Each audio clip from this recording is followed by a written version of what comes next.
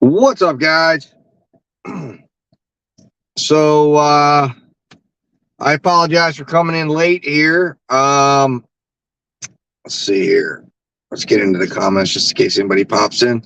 I know nobody's in here yet. Again, this was a completely unplanned day of going live, but I thought, what the heck? Why not?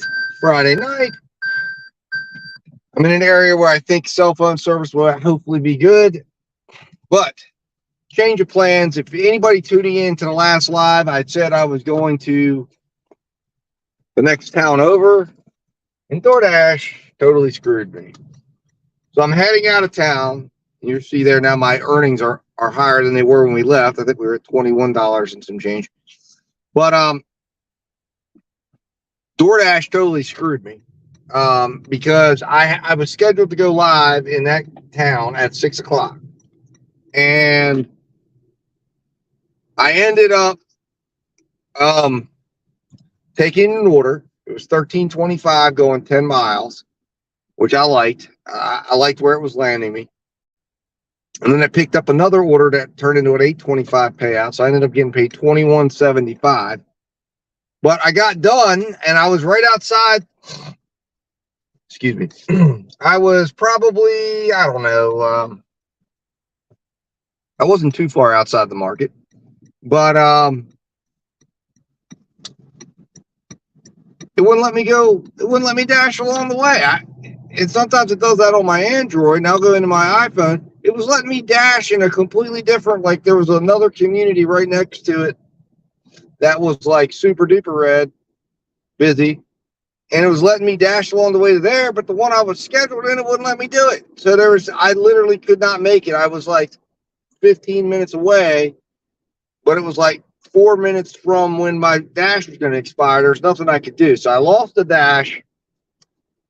They had like a half hour opportunity up there. And then Hagerstown Market, the one I was in previously, opened up for the rest of the evening. Now, again, somebody gave that up probably because it's slow, but it is 6:30. It's still relatively early in the dinner hour.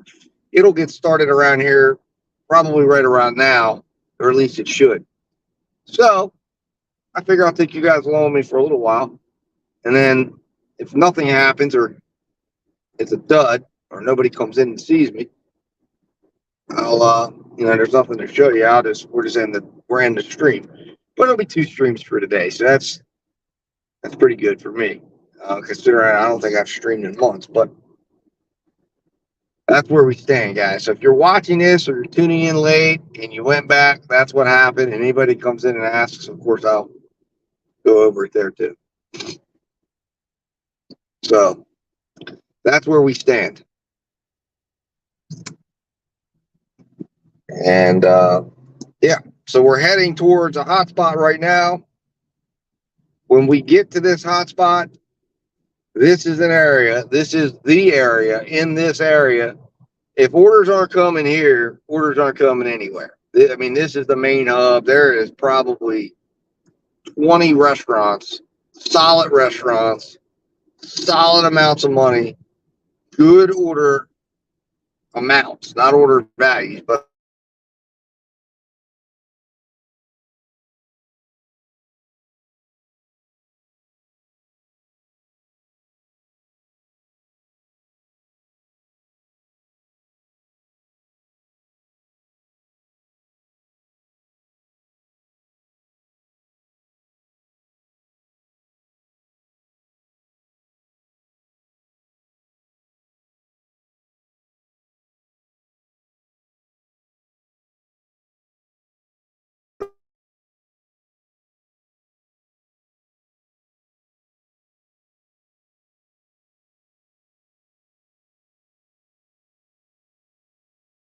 before it ever gets started.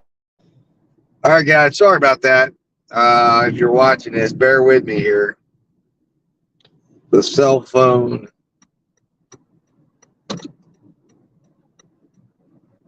signal can be very, very, very spotty. So we're actually going back to where I was at in the last live, and I got that first order, the only order we did together. We're going to go back right to that staging area because it's very, very nicely positioned among all the restaurants. We've got a Buffalo Wild Wings, Outback, Chili's, You got Sardi's, you got Sakura Sushi, Crab 99, Satar of India, Silk Thai, Chick-fil-A. Roy Rogers is right over here. You've got Black Rock Grill, Primanti Brothers, Mexicali can't. I mean, like I said, if you can't get an order down through here at this time of day, then you know it's just dead, and you know it ain't got nothing to do with nothing else, but just people just aren't placing orders.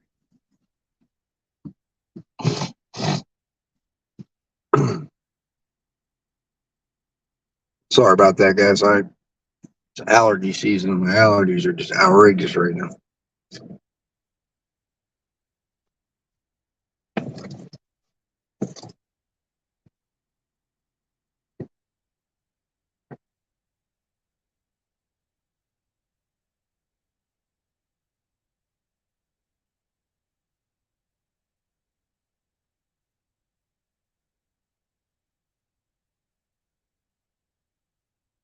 Oh man, I just remembered I'm on Grubhub tonight in my home region. Shit, I totally forgot. Crap. I wonder if I should get back to Martinsburg and just try to work Grubhub tonight. Oh man, decisions.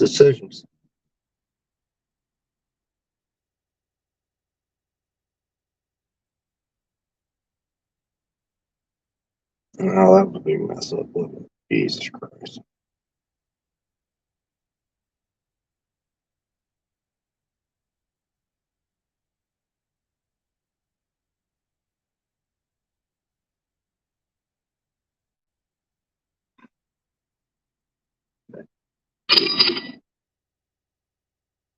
All right, so we got an interesting one, guys. You know, I've got my $10 minimum, but this is a good one actually. I like this one. 10 million. It's literally in a straight line. I'm doing this one. So I'm making an exception, guys. We're gonna go ahead and accept this. This is a great pizzeria. I like this pizzeria. It's $8.25 for 3 miles. I'm gonna make the exception and do it. It might pop off extra money. What I like about it is literally I'm gonna deliver to the pizzeria and it's like 3 minutes down the road. This is a quick money grab, man. I mean, these are the exceptions you make. I don't have my parameter set to turn anything down. My auto turn down is $5 and below. So I want to clarify that. But I'm willing to do this one. So this will be order number 4. And given the fact that I had that big order before, it gives me a little flexibility to still have my average be $10 an order. And I know I fed the algorithm my willingness. And who knows, if I'd have turned it down and been patient, I might have got a banger. But this is just too easy of an order to turn down. And they normally always have the pies ready. They're good people. They're nice people. And I like them. So I will do that. I will do orders for them. No problems at all. See here, that's 634 when that came through.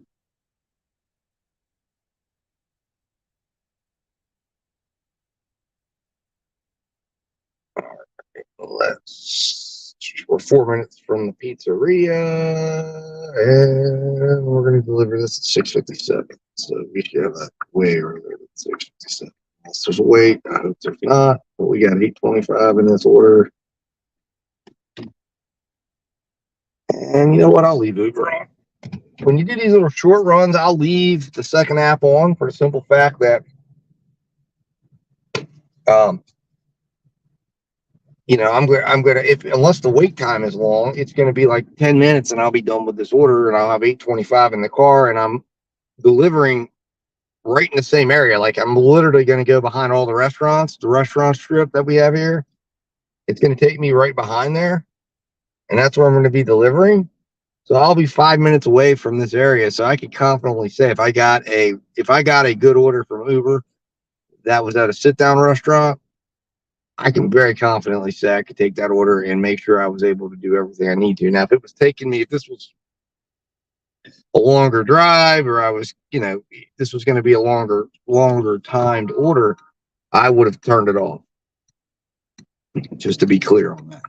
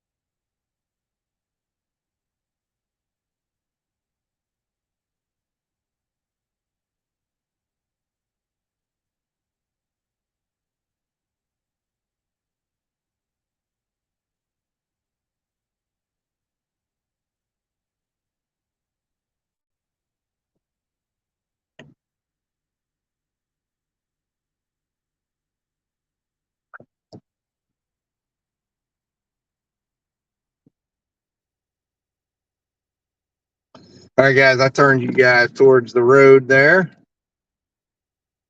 for the ride to the pizzeria.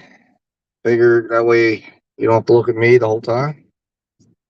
But we are, whoever joined, oh, hey, yay, it's my son, Connor Paul. Hey, Connor.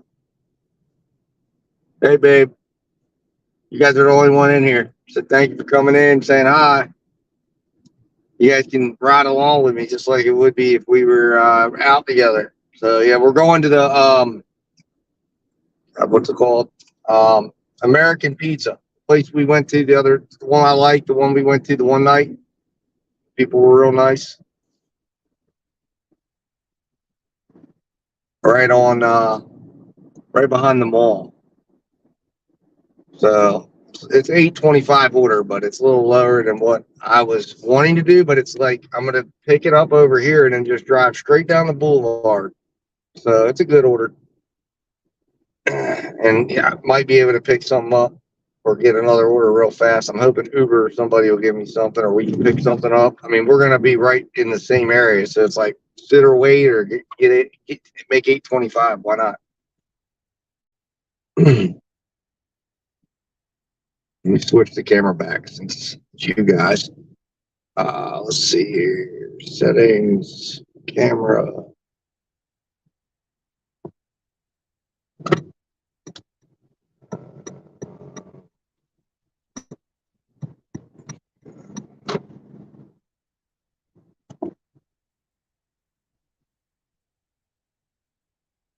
All right, I'm back.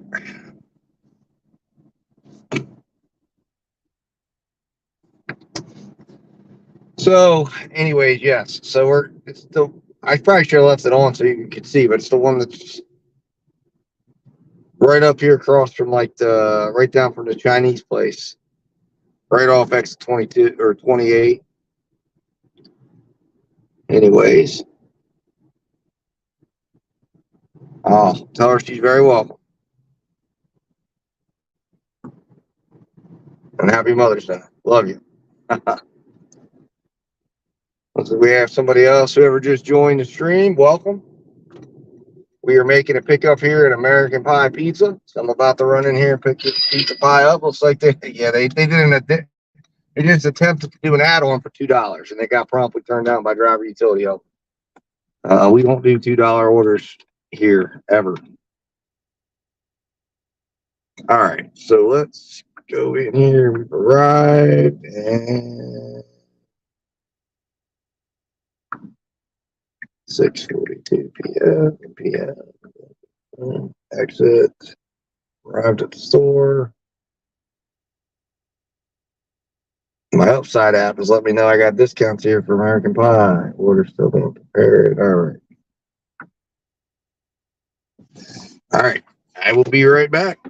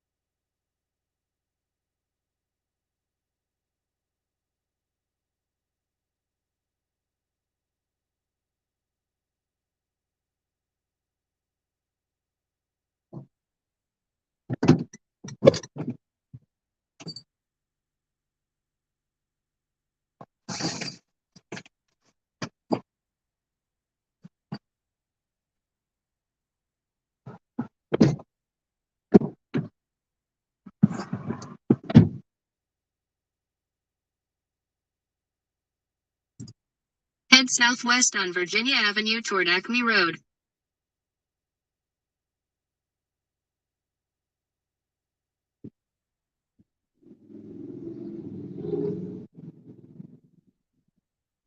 All right, guys, I'm back. And pizzas were ready. So we are going to get on our way. 5 minutes away, guys. So not bad at all. All right, let's see. Received order 646. So 4 minute wait? Not bad at all. All right, now the fun part comes, pulling out into this busy freaking highway. All right. What are they doing? All right. Thanks. I'm reading my GPS, right? Am I reading it right? All right, I want to go that way, right? So, I don't know. We'll find out. Yeah, that's the right way. I thought that was the right way. All right, good. We got it. I can never read my GPS ever, but I did this time. two large cheese pizzas and wings, and it was a slice order.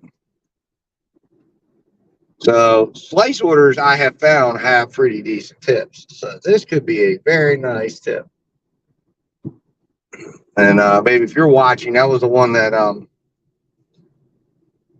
the one night I got like that. I think it was like a $15 tip from your friend that did slice. So I think it was $8.25 when it started out too, because it was only a couple of miles. So here's hoping. Yeah, it jumps up. We'll find out in a minute. All right, let's turn on Uber. There we go. Uber's still up. Nothing from Uber. Wow.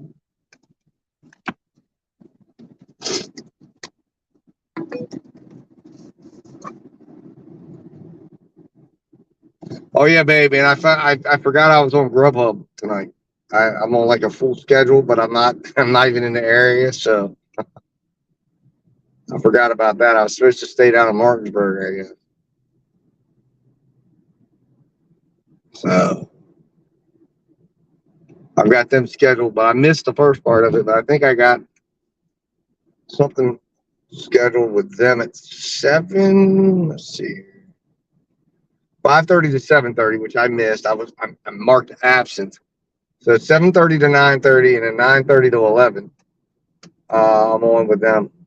Tomorrow I'm on with them as well at 7:30. So we got to remember that we go out. Oh, let's turn. Is this going to be the apartment complex? Is that where we're going? No. Hand it to her. If it is, they didn't put the apartment complex.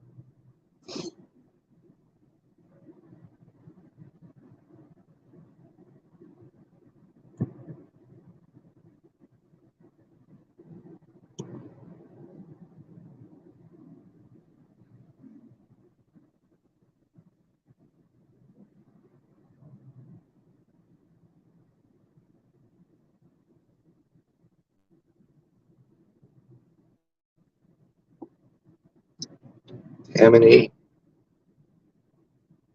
So it looks like we're right there. Not that one. Not that one. Tammany Lane. Here we go. Let's see where we're at. I think it's right here. Yep, there it is. All right. Cool.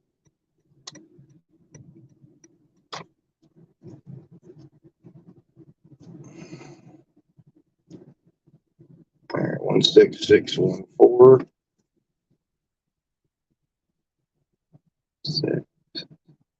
Oops, and there's our profile. All right, not bad. Hopefully no one's listening. Good. It's not bad.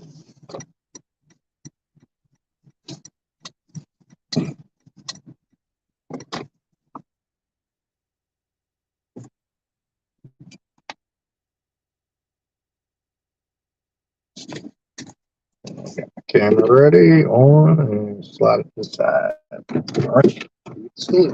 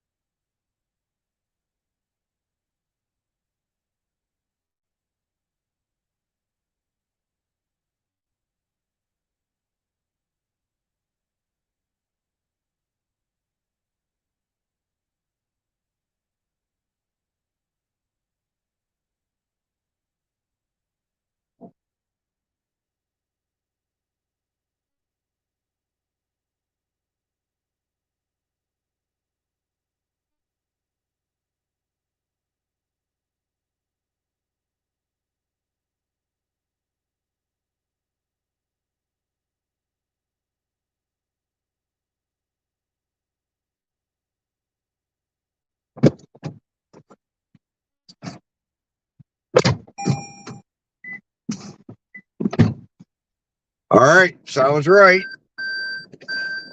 Got a 1076 payout, 825 offered, so a little extra. So it's 225 base pay and 851 tip because it was through the slice. So I figured it was going to be could be good. So we ended up with $10 anyways, even though I accepted the 825. So that's good. All right, let's see. I can't go the way I came. I've got to go right. It looks like.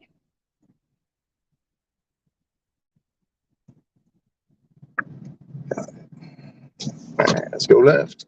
Go back to the mall area.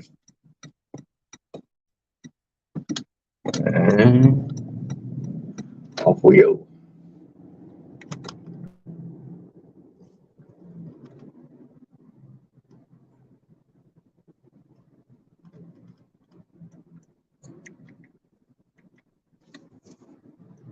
All right, that's all. So back to Uber.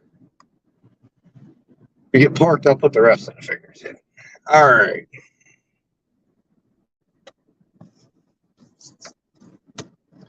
So we need another order now. I got to update my little TikToker. So that'll put us at what, 53 and some change? Not bad. Making our way to 100. That's what, 4 orders, $53. So like $13 over.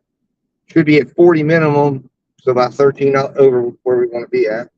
And that will put us at what? Needing 6 more orders for tonight. Minimum. If we can find them. Why's my Wi-Fi? Take another pizza order.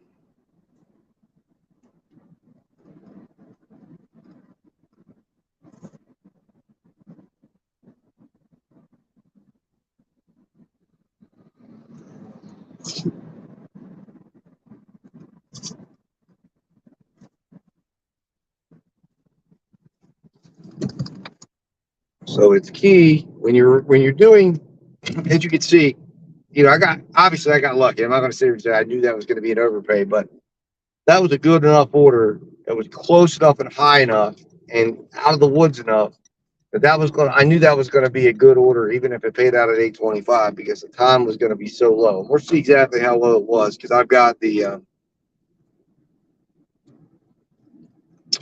time stamped in there from when I took a screenshot of the deal, and I have videotape of the drop off, so I can see exactly what time it was when I need to mark it. But that's the key right there, is just recognizing value in the orders, making sure you're getting enough size.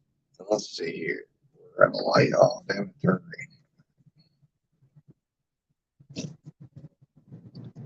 So let's see here.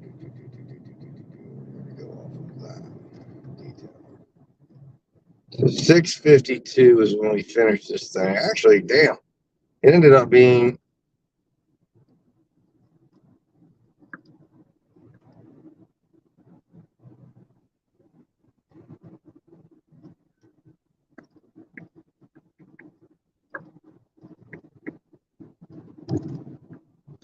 it ended up being an 18-minute order. At 825, we needed to deliver it in 19 minutes. So we still came in 1 minute lower than what we needed. All right. And then we ended up with a payout of 225 and 851.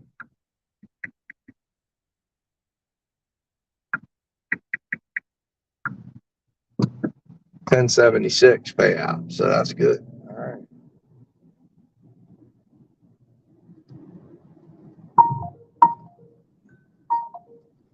All right, chopsticks. And here we go, another chopsticks order. So guys, we're going back to work. No sooner than did I get up here, I got to let it show up over here on my driver utility helper phone. And there it is, another 11-mile run, or 11-mile run, $11, 6.4 miles. We will go to work for that all day long. So there we go, guys. Now, what I would like to see happen, because it's dinner time, I'd like to see something stack up here. I'd like to think that this restaurant's busy enough that they're going to stack me, because there's several restaurants down this that strip where I'm going to go. There's a couple of Chinese restaurants. There's a couple of pizza joints. The pizza joint that I just went to is right on that road. So that's the ultimate idea. Now, when I get there, I'll get everything logged and in place. Let's see. They're asking us to pick this up by what time? 7:05. It's 6:58. So that's 7 minutes to get there, and we're going where for delivery? All right. Actually, okay. I think I've delivered to these people before, actually, to be honest with you. I'm pretty certain I have.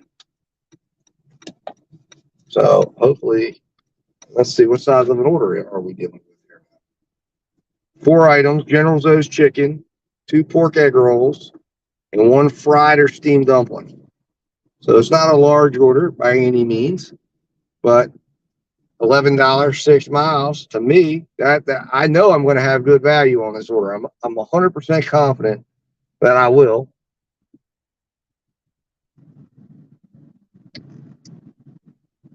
And let's see here.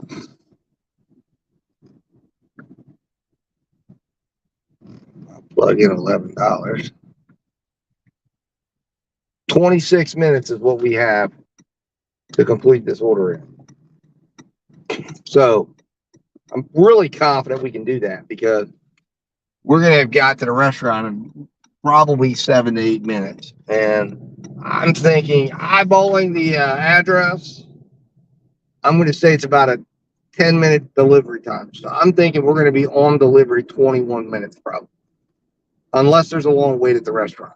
And if there is a wait at the restaurant, we should have 8 minutes to wait and still be okay and still be good to go with that $11 order bag. And if I can't get the order done in those parameters, then there's something wrong. There's something going on, and this isn't a large order. I mean, this is. I think this should be ready by the time I get there. And I'll take a minute, log what I need to, and then we'll get on the way.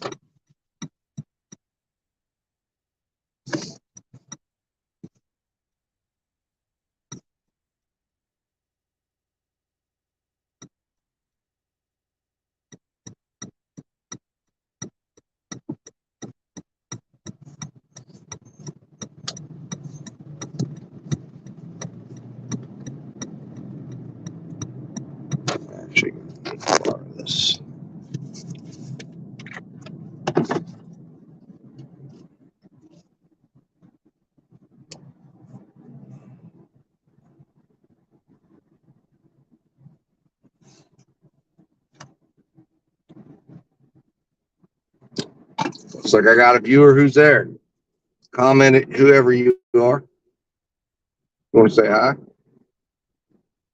Might be one of my sons. I just sent them a link to this stream. Invited them to watch. Just come in and say hi. Hopefully, if it is them, they say hi in the comments. Might be my middle child. He's the one who normally will respond to things. My oldest does a great job of ignoring. The middle one is always out with me. Whenever we go out on the weekends, when he's over with me, we go out together and ride. And he DJs. So I don't know if that's him or not, but maybe he'll say something.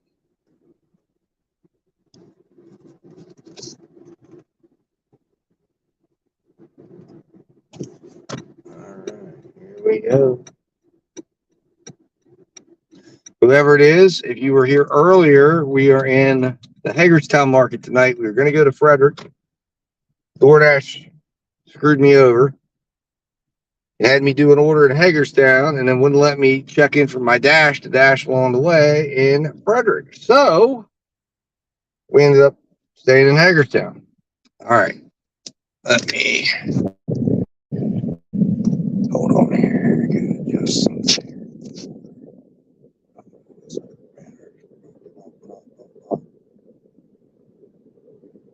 edit.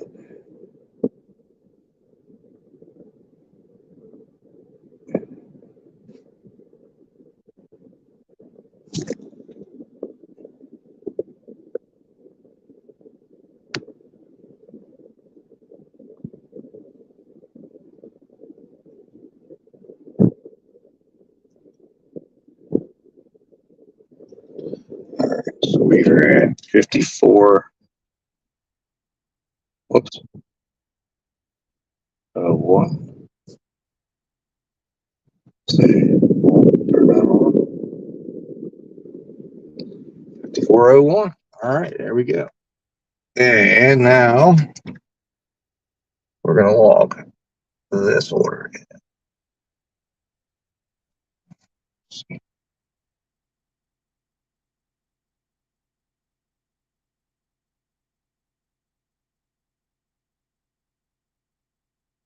John,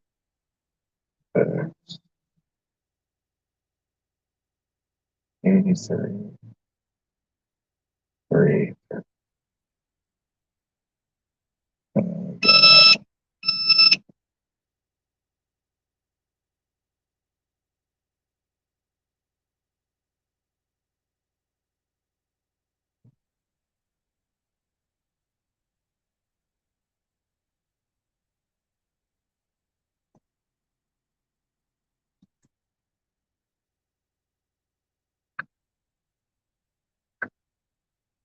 7:30 is the drop. All right, cool. All right, well, last time, earlier today, it was ready. Let's see if it's ready again today. Hopefully it is. And we will go in and see and check this out. Let's do it. All right. Arrive at the store. All right. So now, so you guys can be part of the fun, I'm going to turn you around. Camera. Facing back. All right. I will be back. Oh, look at this. Uber. 505. Taste of reggae. No way. There other people take that one.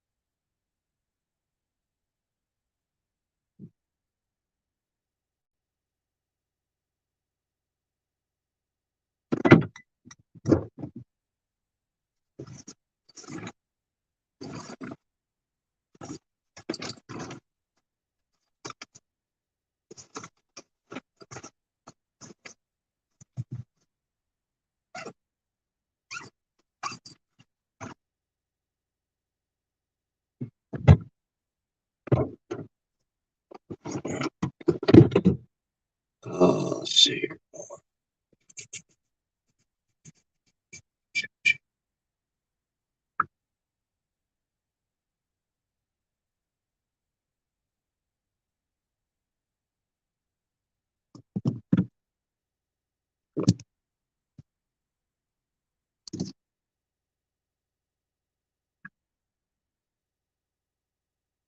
Head north toward Virginia Avenue.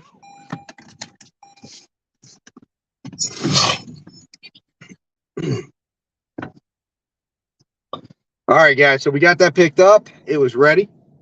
So happy about that. Now we have a 9-minute drive to the customer. So should be coming in at 7:18, which is early and on time. Well, actually early, not on time. It's early.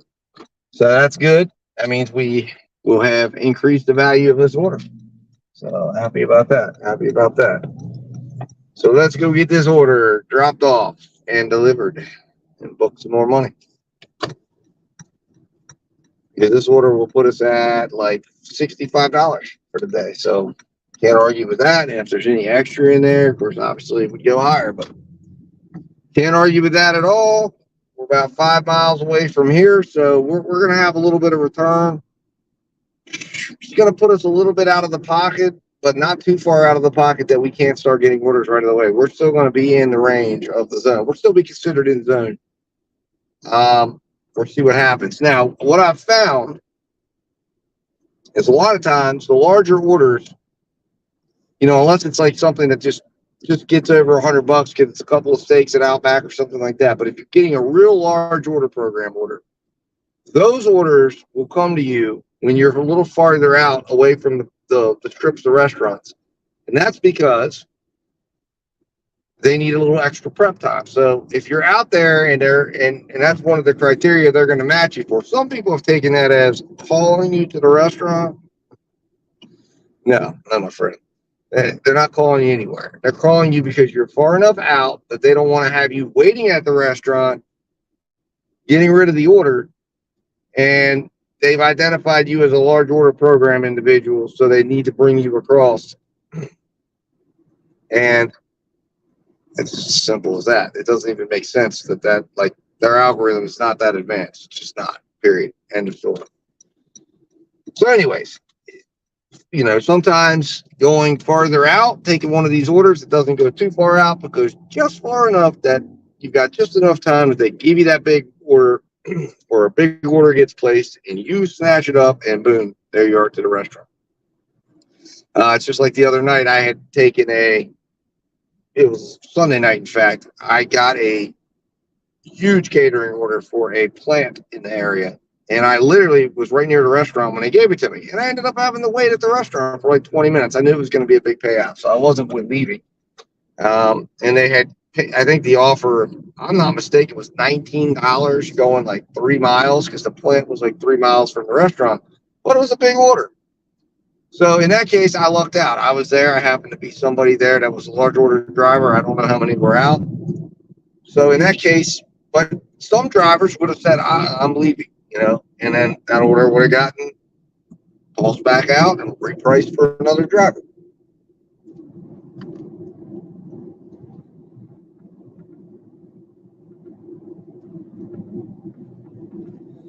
the cell phone service has been so terrible tonight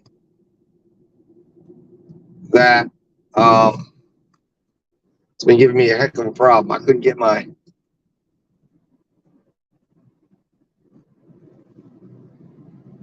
dad dash son. Connor brother said hi. Hey, there we go. Dad dash son. I like it. I like it. That must be Scott.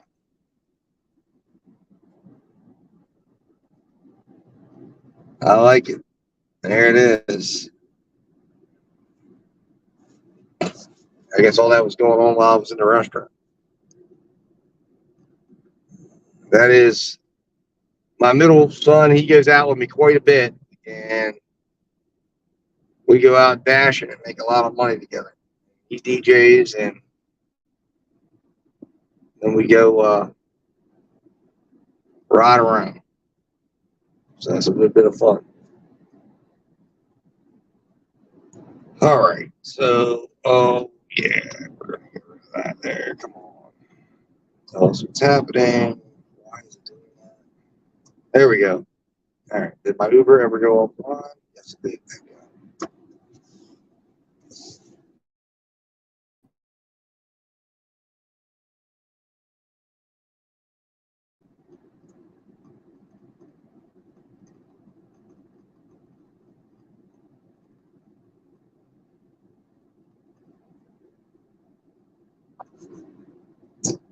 So it actually looks like the way this is going to go, this is actually kind of perfect because the road I'm going to get on is going to intersect with one. So I can literally get up on the mall strip from a different angle, which will immediately, I'd say within a couple of minutes, I didn't realize it was where it was at, but I should be eligible. And this is, I believe, somebody I've delivered for because they're right on the line that they will sometimes order from some of the restaurants down near my house. And I've run up orders to these people, I believe, which is probably why I got offered this order to begin with, because that is something that the algorithm will do, is it will recognize if you've done a delivery for a person and you get 5 stars for that delivery, you're going to be given the opportunity to deliver for them again in the future. So it's another reason why you want to make sure you have a good experience for the customer, which includes using a hot bag. Now, you may notice I take my pizza bag into pizzerias. I don't always take my hot bag into restaurants. And that's for the simple fact that I probably should, but I don't always do that. Now, bigger orders, I will, but I always put the food in the hot bag within view of the restaurant, and I always make sure I bring that bag to the customer's door. And hot tip, always unzip the bag before you leave your car. Can't tell you, when I first started this, I was trying to unzip it in front of the customer. In fact, the other night, I didn't follow that rule and completely embarrassed myself because I got my bag turned around and I'm trying to unzip the bag and I'm actually closing it. And I thought my zipper was broke. And the customer's staring at me like, who is this fool making this delivery? Can't even get the bag unzipped. And then I was like, oh my God, I'm sorry. She did laugh at least, but make sure you unzip the bag, and then that way you carry it up and you can get it right out. But you always want to bring it in the hot bag. Always, always, always to the customer's door. That's going to give you the best impression to that customer. And when they're rating you later on, they're going to know you took care of your food. I've actually gotten compliments because of the bags I have, which holds drinks, and I package it, and I've got the ability to package it, put it cross off sections, section it off. And I had one lady, she was like, wow, thank you for taking such good care of my food. I said, no problem, because I want to try to get them their food hot. And I know from having been a customer of these apps, not a lot, but I try to do it every month or so to try to stay up on the customer experience. I know what it's like to order food and then it comes to your house and it's cold and it looks like it's just been slung in the back seat and rode without a hot bag, and you just spent 60, 70 bucks on food and you're like, man, and it's not even enjoyable to eat. So, I want them to have a good experience, and they're, in turn, I hope, will maybe I've had an added tip, I think one time. Maybe they add a tip. Hopefully they give you a good rating. 13251.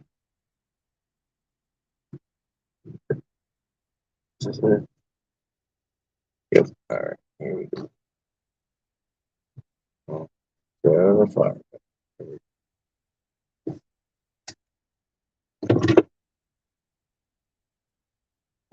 Leave at my door. No doorbell or knocking. Understood.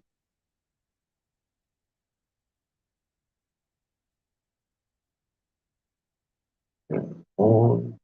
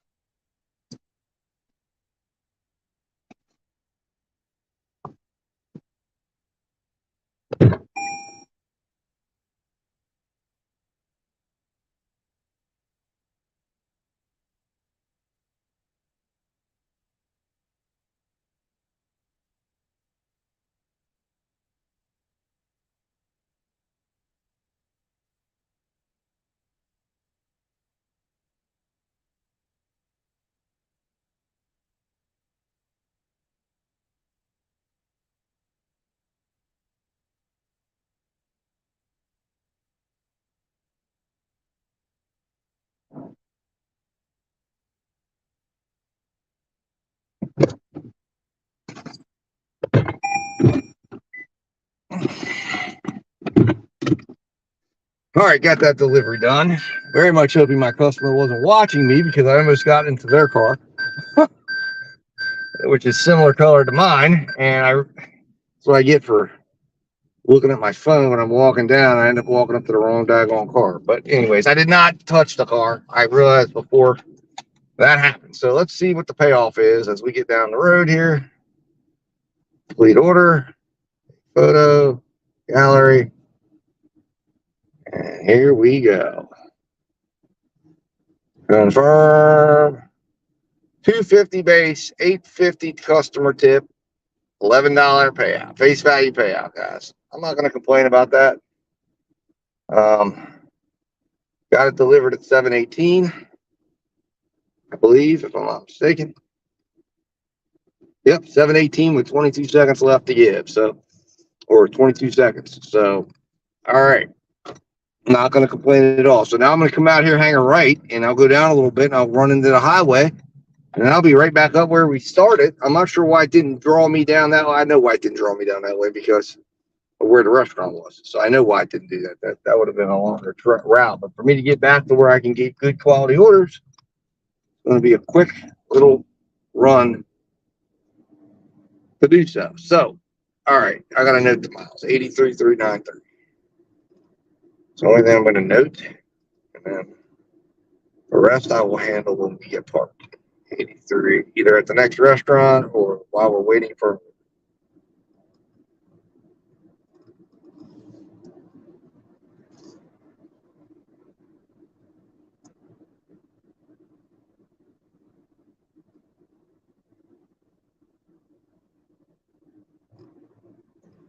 All right, 83.93. There we go.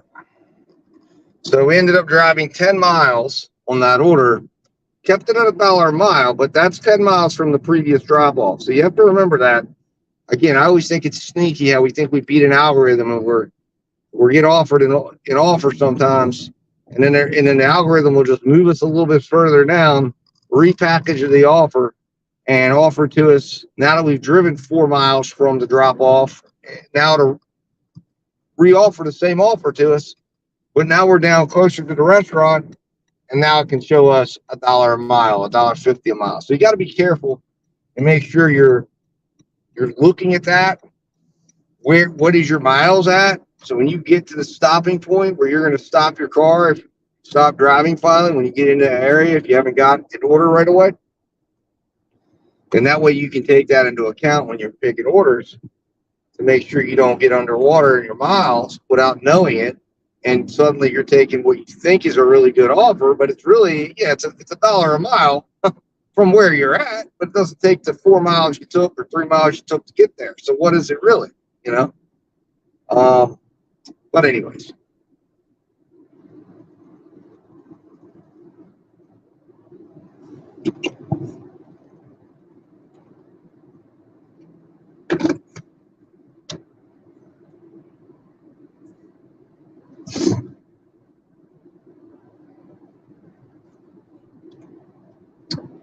Turn Uber back on. This made me take a picture. All right, we're here. So we are right where I would normally start getting orders if I was arriving into the area. It took that quick. Now I haven't got an order, so it doesn't mean anything if you haven't got an order yet. So yeah, there's that part.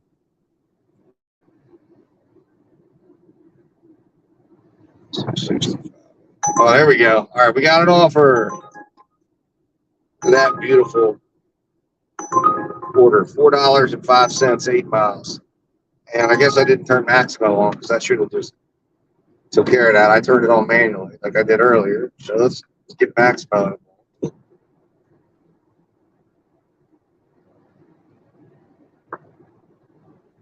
All right, screenshots on. There we go. Back down to our hotspot. And so hopefully, like I said, it should be humming down here right now. I mean, that's a good sign that my Uber normally connects with me first. And when we clear this bridge up here, it's normally when DoorDash will get in. Now we just got a 928, 8.2 miles. Says it'll be 19 minutes. Picking it up here and riding up the interstate. Now, what I like about this one is it would actually take me to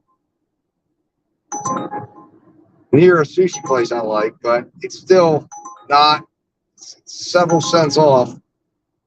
And I think we can do better. So I'm turning it down.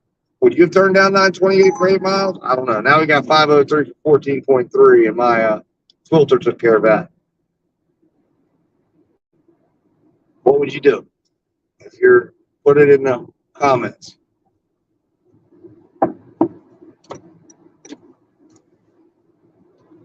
So we're getting offers. All right. Yeah, but my bet on that one is I think I can do better than that offer. And the other thing too with that offer is it was a face value offer, 110%. This is a 250 market for Uber. Although I've seen them go down, they'll go down to as low as $2 on stacked orders. And here we go. Chick-fil-A's in on it. And we got a 1025, 6 mile Chick-fil-A going right near the area that I was in earlier today. Now, the question is, do I take Chick-fil-A right now? And the answer to that question is I will, because Chick-fil-A up here doesn't do a bad job. Would you take Chick-fil-A at dinner time, 6 miles? Or would you have turned it down and waited? But I'm going to do it because it's $10, 1 mile. Well, it's almost $2 a mile. I'm taking that order because I just drove, what did I tell you? 3 miles, right? So that's $1 a mile, including the miles I drove to get here. There's nothing wrong with that. What was the problem on the first one? It was $9 for 12 miles. It's going to require me to drive 3 additional miles to get to the restaurant from the last drop off. That's an underwater order. At the end of the day, I'd be saying, wow, my miles suck. How did that happen? Well, because I didn't take into account that. But on this one, it did. That's why $10 is key to helping make sure that you can control your expenses while keeping it still in line with enough that you get enough of a write-off that it makes it worth it, but not too bad that it doesn't take you overboard and you end up paying more for gas than you should. Also, I recommend you get a Prius.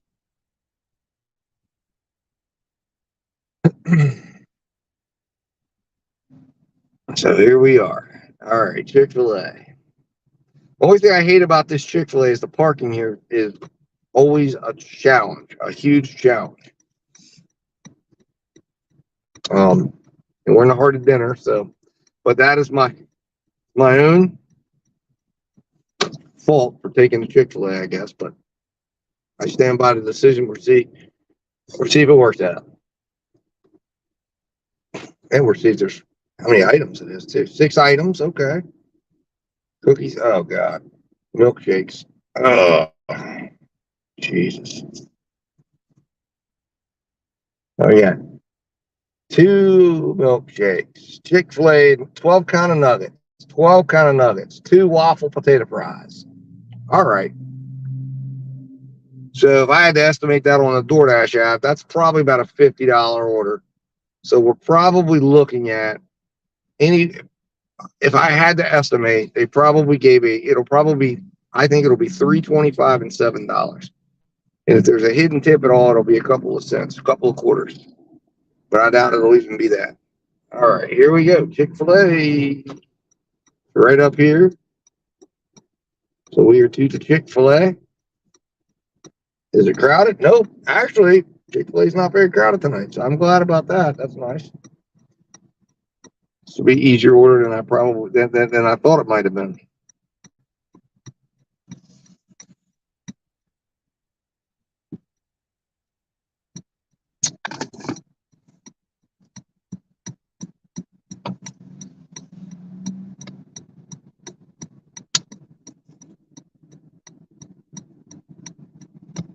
Oh, actually, hold on. Never mind. I don't know what I was looking at. I guess the flowers were blocking. Yeah, it's pretty crowded. Jesus. All right. Well, let's have some fun at the Chick-fil-A. The worst thing is if this drive-thru gets backed up and it blocks you into the spots, and they have like this weird, awkward way of getting out. It's a mess, man. It is a mess in here. All right. I'm parked. What's pickup time?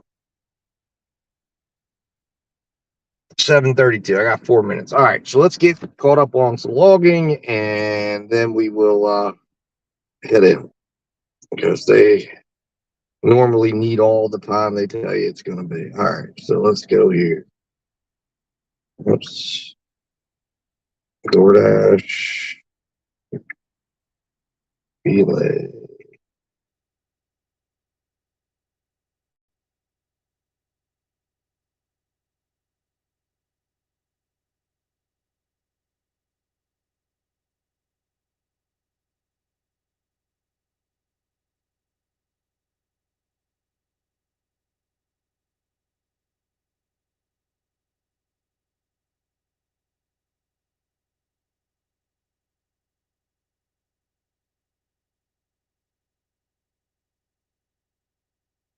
All right, guys. So if you're tracking, you're watching this in post, 31.43 order value on that last order. So excellent order value. I forgot the log. Flag us here at 7:30 p.m. and 7:58 when this is expected to be delivered. As ordered, grabbed at 7:25.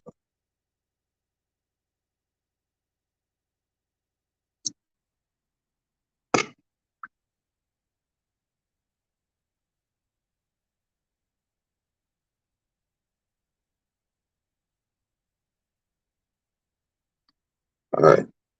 So this is order number 6 of the evening, guys, if you're counting. And we have 24 minutes to get it completed, which means we need to have it completed by 7:49. So we have 18 minutes to get this done.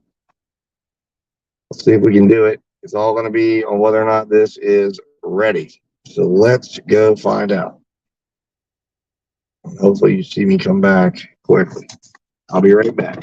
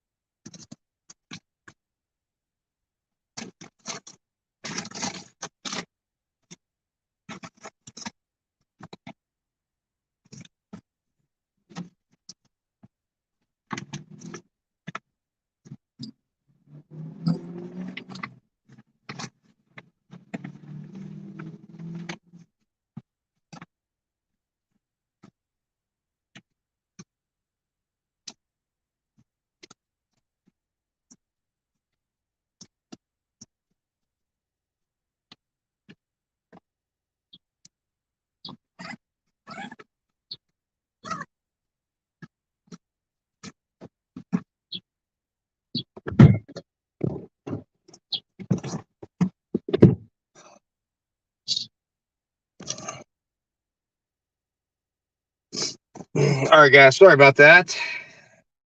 And my camera went off. Oh no. Yeah. Don't do that. I don't know why it lets you do that.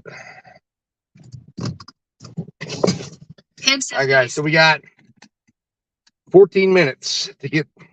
It's gonna take us 14 minutes to get to the customer. Yeah, we're gonna be cutting it a little close, but you know what? We're not gonna rush.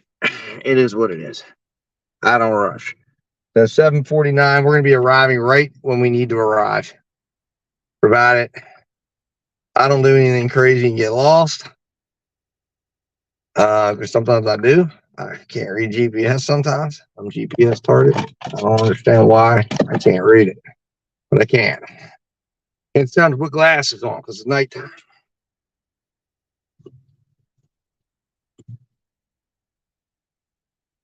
All right. Let's go.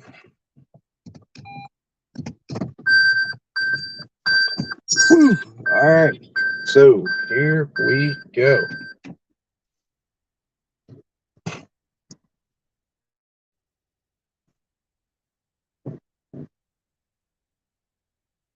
And there was like a baseball team or something in there, and then there was another baseball team that just arrived. So this will be the last Chick-fil-A order we do tonight, probably, unless it's a incredibly large order that I can't turn down because that place is about to get slammed dunked. And let me tell you, not in a good way at all.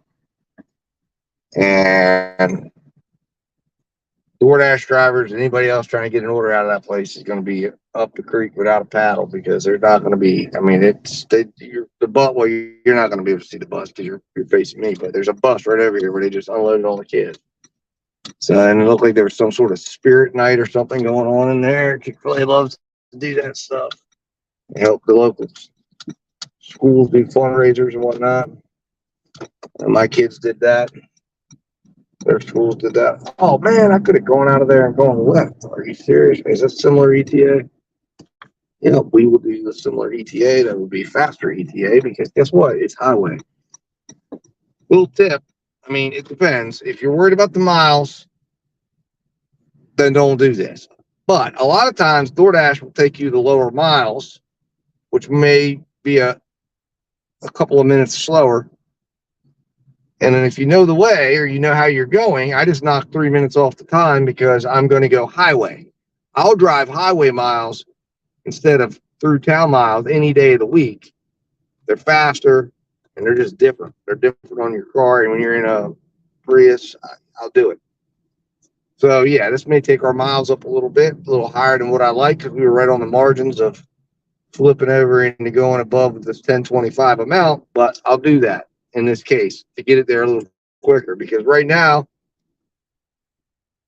saying we should arrive in about 11 minutes. So we're still on track to get there at 7:49. And I'm hopeful when I get on the highway here, unless there's a major jam up, that we should be able to maintain this.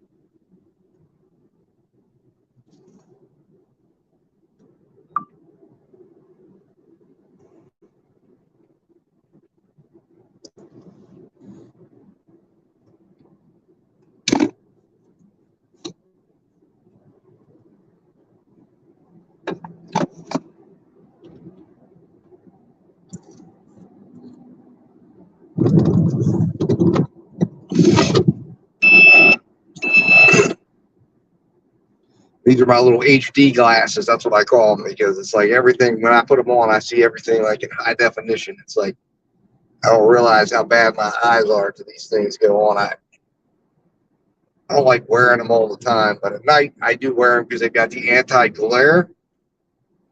So it helps with the headlights and stuff. So if it starts to get towards dusk, I'll put them on. because that starts to become a bigger issue, especially if I'm trying to also go to a neighborhood or somewhere that I don't, that I've never been before. Because my issue is distance. So, yeah. So we're going down.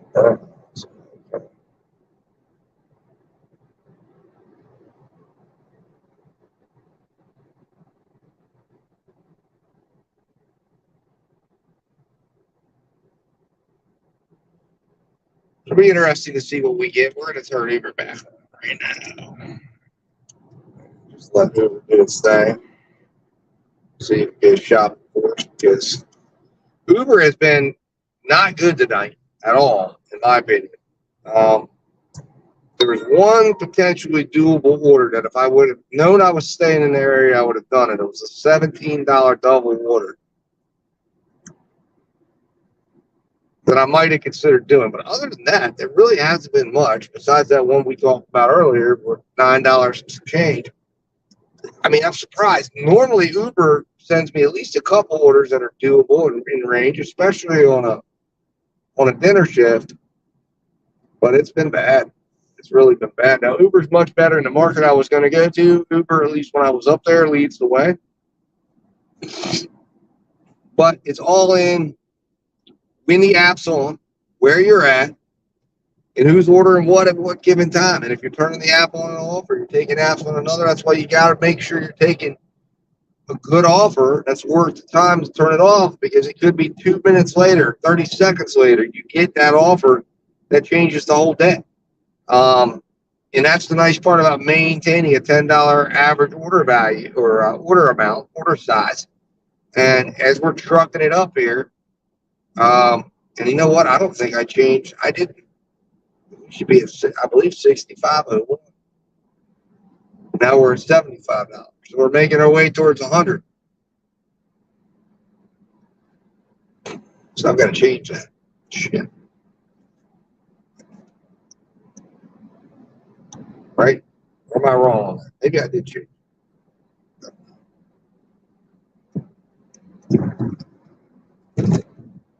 Yeah, we're at 65.01. Okay. Well,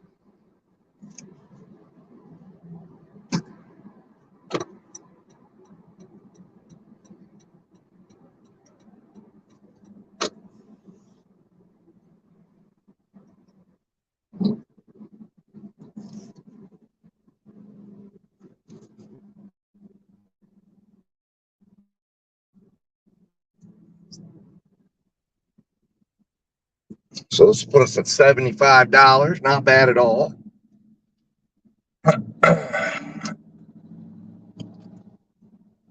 And like I said, lining this up takes one good large order program, one good pizza order.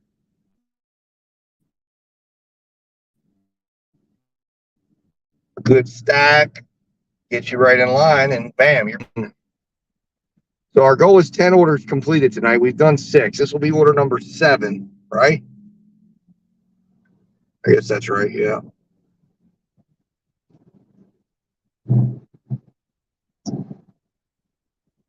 So we'll be at 75.01.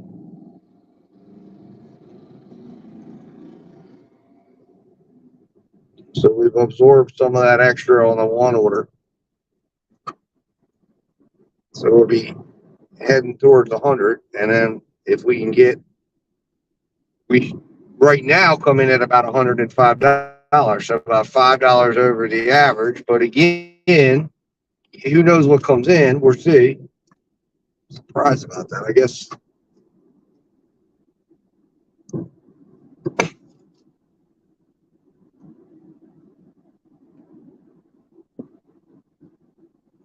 $65. That's about where it is. Well, what offer was it that we should be ahead by?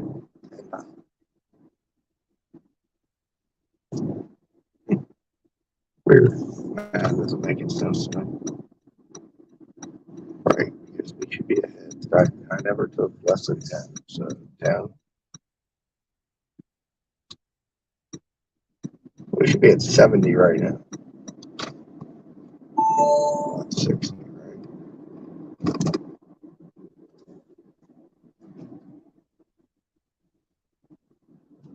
Oh, we've done 5 orders. Okay, never mind. We've done 5 orders. We'll be getting ready to do 6. Okay, that's what it is. Never mind. All right, I was getting crazy on my math. I'm like, wait a minute. We should be way farther. So we've done 5 orders tonight. We're on our 6th order tonight. And we will be at $75 after 6 orders. So we'll be 15 ahead. So if we do 4 more, we should come in $125. All right, that's exactly what I thought. Okay, that makes much more sense to me than the math that was going on when I was thinking we were a little bit off on. I don't know why. I should just look at the sheet and quit trying to do crap in my head, because of course the sheet's telling me 6 right now, but that's because it's counting the one we're on. Anyways, that's all good. But Uber is having an off night tonight. But that's okay. That is okay. Grubhub, Grubhub just kicked me off, so my scheduling will be off. I'll probably end up eventually getting kicked off. I do a terrible job of honoring schedules when I go on Grubhub. I forget I do it.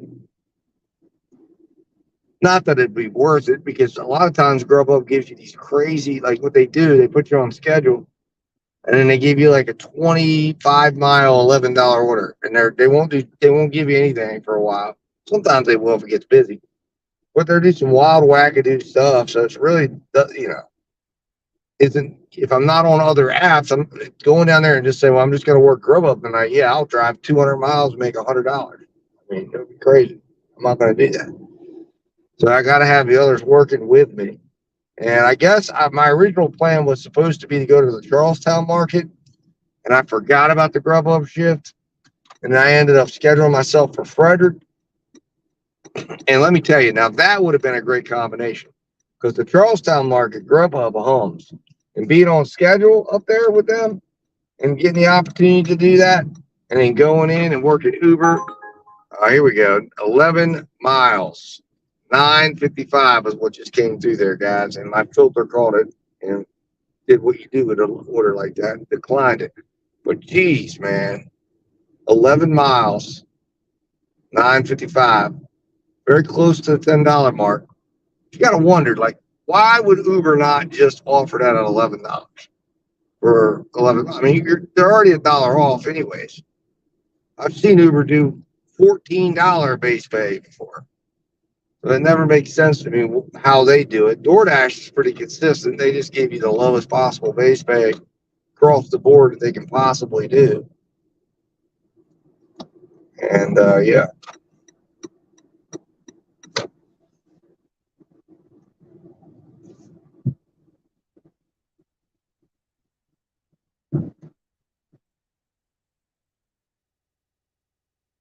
All right, here we go.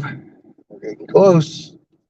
The 0 minutes means the drop off is coming up down here to the left here. So let's go get this dropped off, and hopefully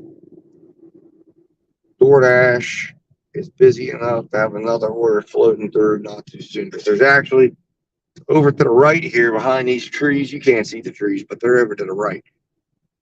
Whole strip of nothing but DoorDash. There's Friendlies, Wasabi Grill. Green Turtle is good for Uber. It's a Mexican restaurant over there. There's a McDonald's. Not that I want to do a McDonald's, but that McDonald's is actually pretty efficient. So, point is, there's some restaurants over there that absolutely can give you a $10 order. And I would love to be able to snatch me an order to ride back across. All right, is this where I need to?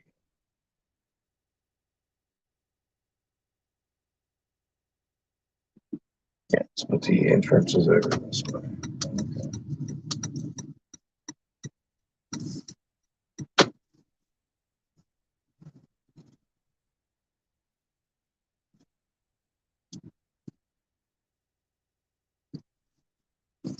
Yeah. Open.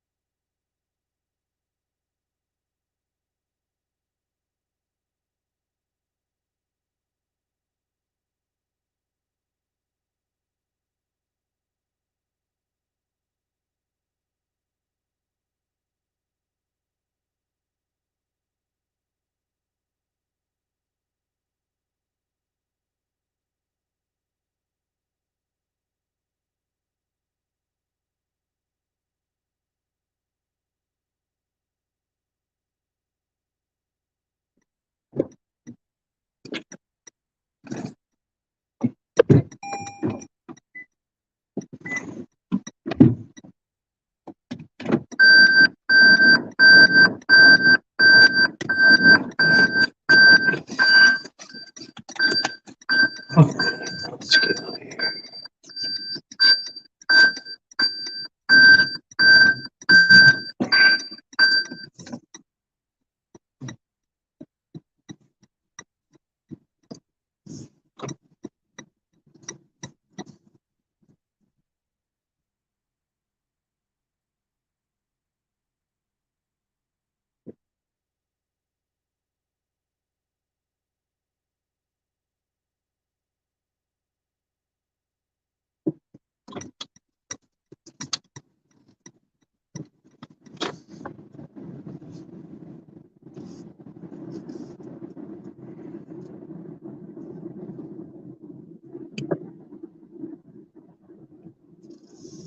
And guys, I don't think anybody was in the actual stream when I made this prediction.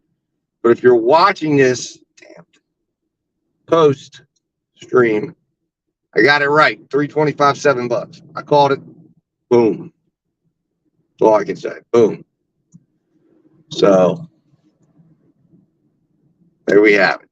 All right. Let's see. Let's see what they got for us. Anything?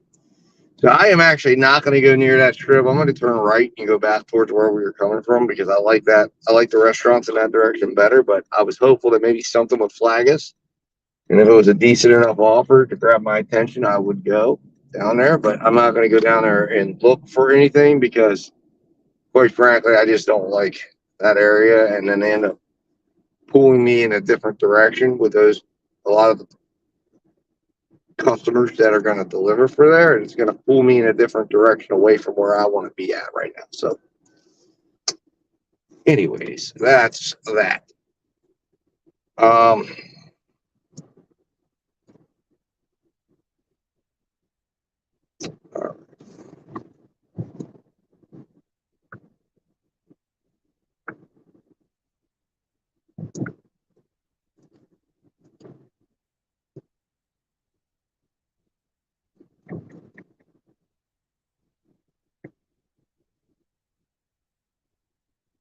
And for those of you who are questioning what I'm telling you, this is a 225 market.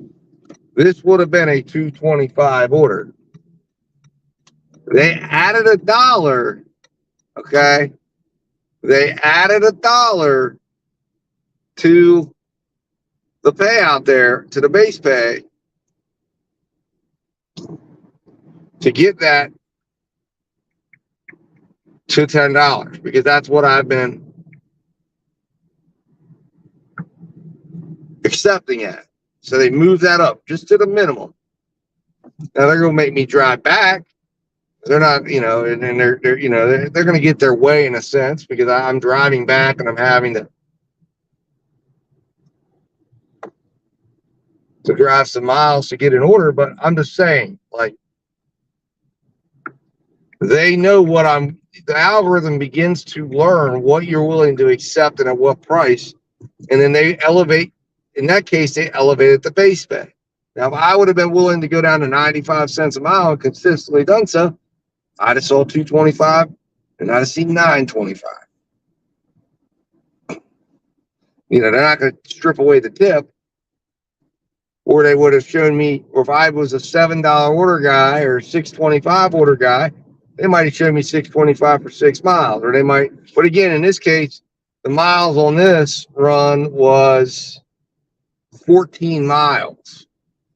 So because I took the quicker route, now the order value on this order was $22.78. I lost order value on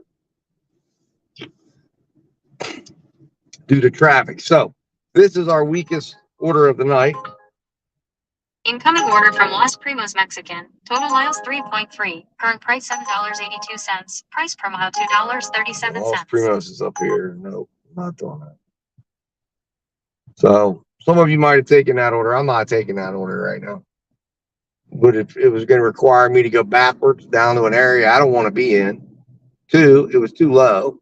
Had that been $10 for 1 mile? Yeah, I'd have done it. But most likely they're not going to offer that to me. But you never know. I'll just send it back to them. We're in negotiation now. They come back with a better offer, I'll consider it. They want to give me another offer that they can maybe get up to what I need. They're going to try to reconfigure it. It's a bargaining. I'm bargaining with AI. That's it. You're negotiating with AI. And right now, Uber and I have not come to a deal yet where I've been willing to accept an order for Uber, but that doesn't mean it won't happen.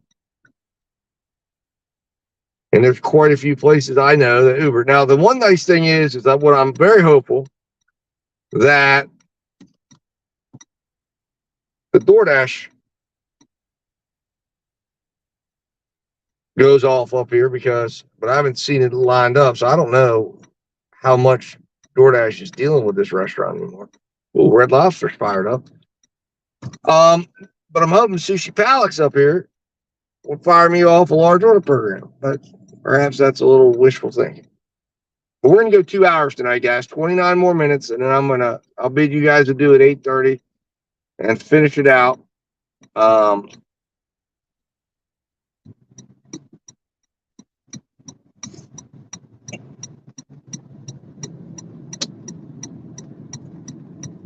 I got nobody in here, but I figure I'll finish it because I know I myself have watched and enjoy watching lives after the fact.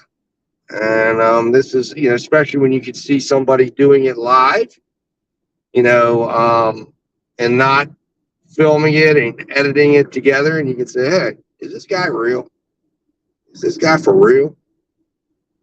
Is he really doing what he says? Does he live by what he talks about? And you can decide.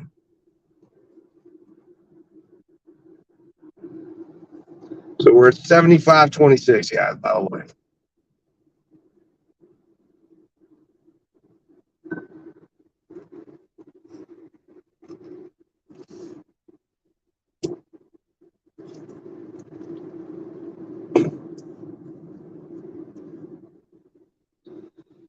Oh my.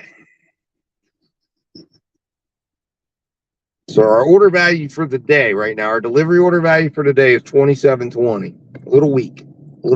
And that's large in part to that $22 order value that we just had. And then my first order of the day, this was the first one on camera I had that was weak. My first order today was a little weak, 2308. Okay, Wendy's. Yay. And that's a prompt turned down. $5 for 3.4 miles. So because it's $5, I have to manually turn that down. And I've turned it down, but it's still showing up on this phone because I'm logged in. Oh no, it's going there. See, you can have two phones logged into DoorDash, believe it or not, and it doesn't do anything negative. You don't do anything wrong with it. Now, I like to log it out because sometimes it does cause a little confusion and delays.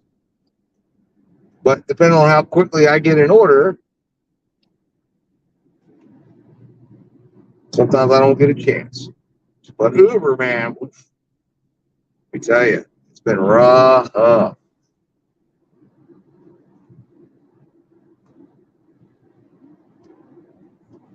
Grubhub is mad at me, man. They sent me nothing tonight. They're like, you're not in your market. You're not where you're supposed to be. We're going to ignore you. I haven't seen anything from Instacart in a while. Oh, I'm still online. They've been operating secretly in the background. So anyways, guys, we're getting close to 100 tonight, which is where the minimum I want to end up at. We're going to do 4 more orders. Like, we're definitely going to do 4 more. I'm going to do 4 more orders. You're not going to do them with me. We got 28 more minutes together, and I'm killing this live. But, and it's going to get dark. You're not going to get to see me. It's just going to be ridiculous. So, and given the fact that there's 0 people in, it's okay then. I like the idea of recording what I'm doing live time. So some people can jump in and then they can go see the end, which is what I like to do sometimes. So I don't feel like listening to the whole thing. So I'll jump right to the end and be like, hey, what this guy did? Okay, did that. And then I'll have to put a community post up with the final stats of the night, since you guys were involved with me. Some of you were, at least. I appreciate everybody that was. I appreciate anybody that tuned in and watches or clicks on this live after the fact.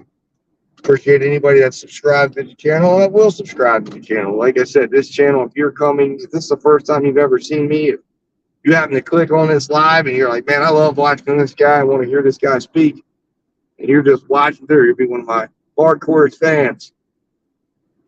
809, 10.4. Turn down. Anyways, Dad Dash is, well, what my channel is about is my goal is showing you, well, it's like 3 goals, okay? Goal number 1, showing and demonstrating what it's actually like out here. You know, I'm no professional video editor if you watch any of my videos, okay? Pretty raw. So I'm trying to show you a raw, not quite uncut, but rough cut of what it's like to be out here. And some of it's my own vision of how I want to present it. 2, I want to document this journey I'm on right now for future generations of Askins. It's my last name, or Dashes, whatever. That, little dashes. So I want to be able to tune back in 30 years from now when I'm hopefully retired and relaxing, and my grandkids are there, and they're like, what grandpa did, what papa did. And I say, hey, there it is. Tune in on YouTube. When I'm long gone, my kids will be able to go back and say, hey, I had great times with my dad going around and doing this and doing that. I remember that. I'll talk about different things and milestones. Like my son made the state track finals again, and may dash on the way down. I don't know. We'll see. But all that's going to be documented for posterity. Something to look back. This will be documented for posterity. 1650, 5.9 mile wing stop. I gotta check the address. Oh lordy. Ooh. Okay.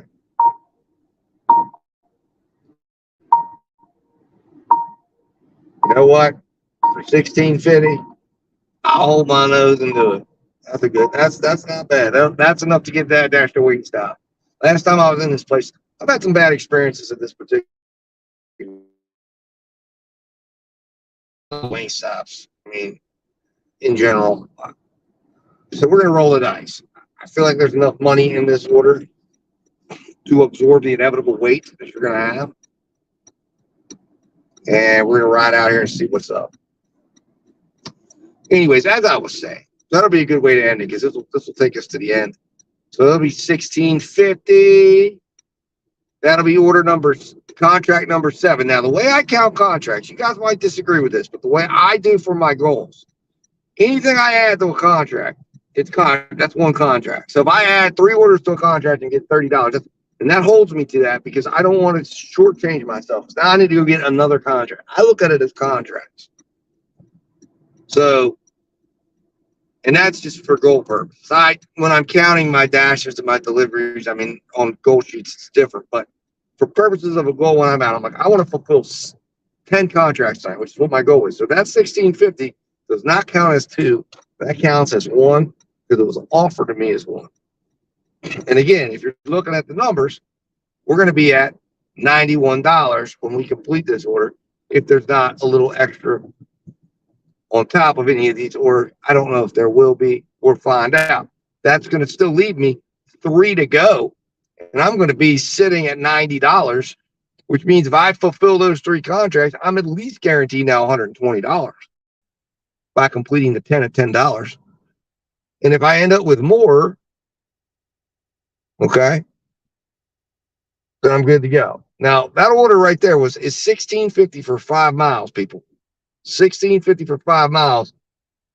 All right. And my acceptance rate is 23% right now. It's risen a little bit tonight, but it's risen only because I've taken orders that it'll fluctuate. It'll get up into the 30s and then I'll bring it right back down into the teens because I have no problem doing that. Because I'm going to take the orders that make sense, and if it doesn't make sense, and listen, if they start sending me orders that make sense, I'll accept every order. I will accept every order that makes sense. I'm not turning down anything that doesn't make sense. So my completion rate right now is 94% if you're on there, 92% on time, 4.98% customer rating, and we got newly rated. Let's make sure it wasn't anything bad. Sometimes they don't show up. So, anyways, that's where we stand, guys. So you gotta. That's what I was saying earlier. But anyways, as I was saying earlier, that's what this channel is about, documenting. As I said, the first one, documenting what it's really like in a rough cut fashion. I'm not a professional video editor in any way, shape, or form. 2, documenting it for my kids, grandkids, and people that my future generations. And then 3, I mean, I hope one day maybe I'm lucky enough to get to a point where people are watching my stuff and it becomes an additional hustle. It becomes an additional way to make money. And that would be fantastic. Another gig. Because the way I look at gig work is it's anything. Listen, lawyers, doctors, they're all gigs. Believe it or not. They're all gigs. Anything that gives you work that you work in, that was $9.23 for $9.50 from Uber. I got to turn Uber off. Anything that you're working on a contract basis you're getting go do this piece of work for this amount of money and then you're done with it. That's a gig. So, if you're limiting yourself to one app, that's silly, man. That's not what you're supposed to be doing. Broaden your horizons. Don't limit yourself. Go after it all. The TOS tells you you're a business. Act like one. Act like they tell you are. Be what they say you are. Approach it with a business sense. And money will be made. I promise you. Have a plan. Be willing to adjust that plan. And be willing to adjust it 1,000 times if you have to. And you should always be making adjustments. I mean, I rarely ever, when I was in a different side of things, rarely did I ever do the same plan every year. You didn't. You had to have a different plan. The market was different. The world was different. It's no different than what we're experiencing here. You have a different plan. And some years are harder than others. Some days are harder than others. There's Nico. That's where we went there for my son's birthday a while back. It was a very good meal. And then there's Wingstop, where we're going. All right, guys. Pray for me here. I hope it's a smooth transaction. All right. Here we go. Now, this particular location does not make you do your own drinks. They normally do them for you, but who knows? Depends on who's working. I guess we'll find out. All right. Arrive at the store. What time is pickup? Pickup. 8:13, 2 minutes away. 8:13, 2 minutes away. All right. So that gives me a couple of seconds to log.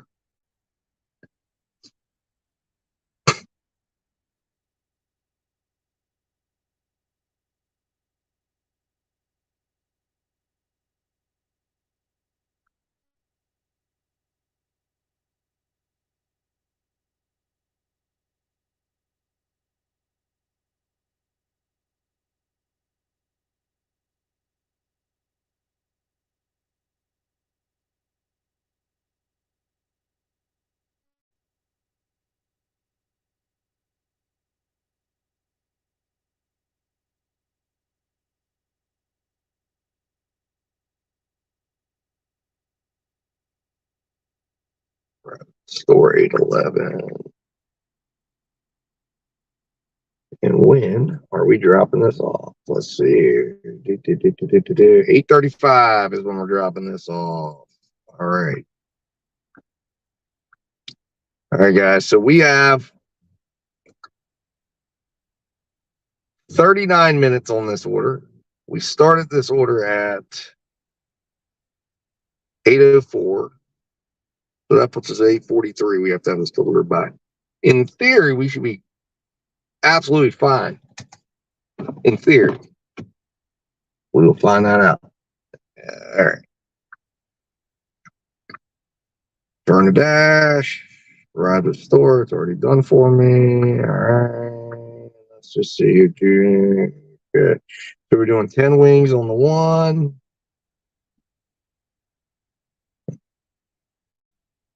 And 7 items on the other, but it does. Oh, okay. There it is. Holy crap. Boneless meal deal, 5-piece crispy tender combo, seasoned fries, side of flavor, 1 dip, triple chocolate chunk brownie, and add 5 classic wings. That must be the one that's all right. Now, also, one other thing you should do. I'm going to show you this. Figure out the order on a stack. That's the one you're willing to drop. So, in this case,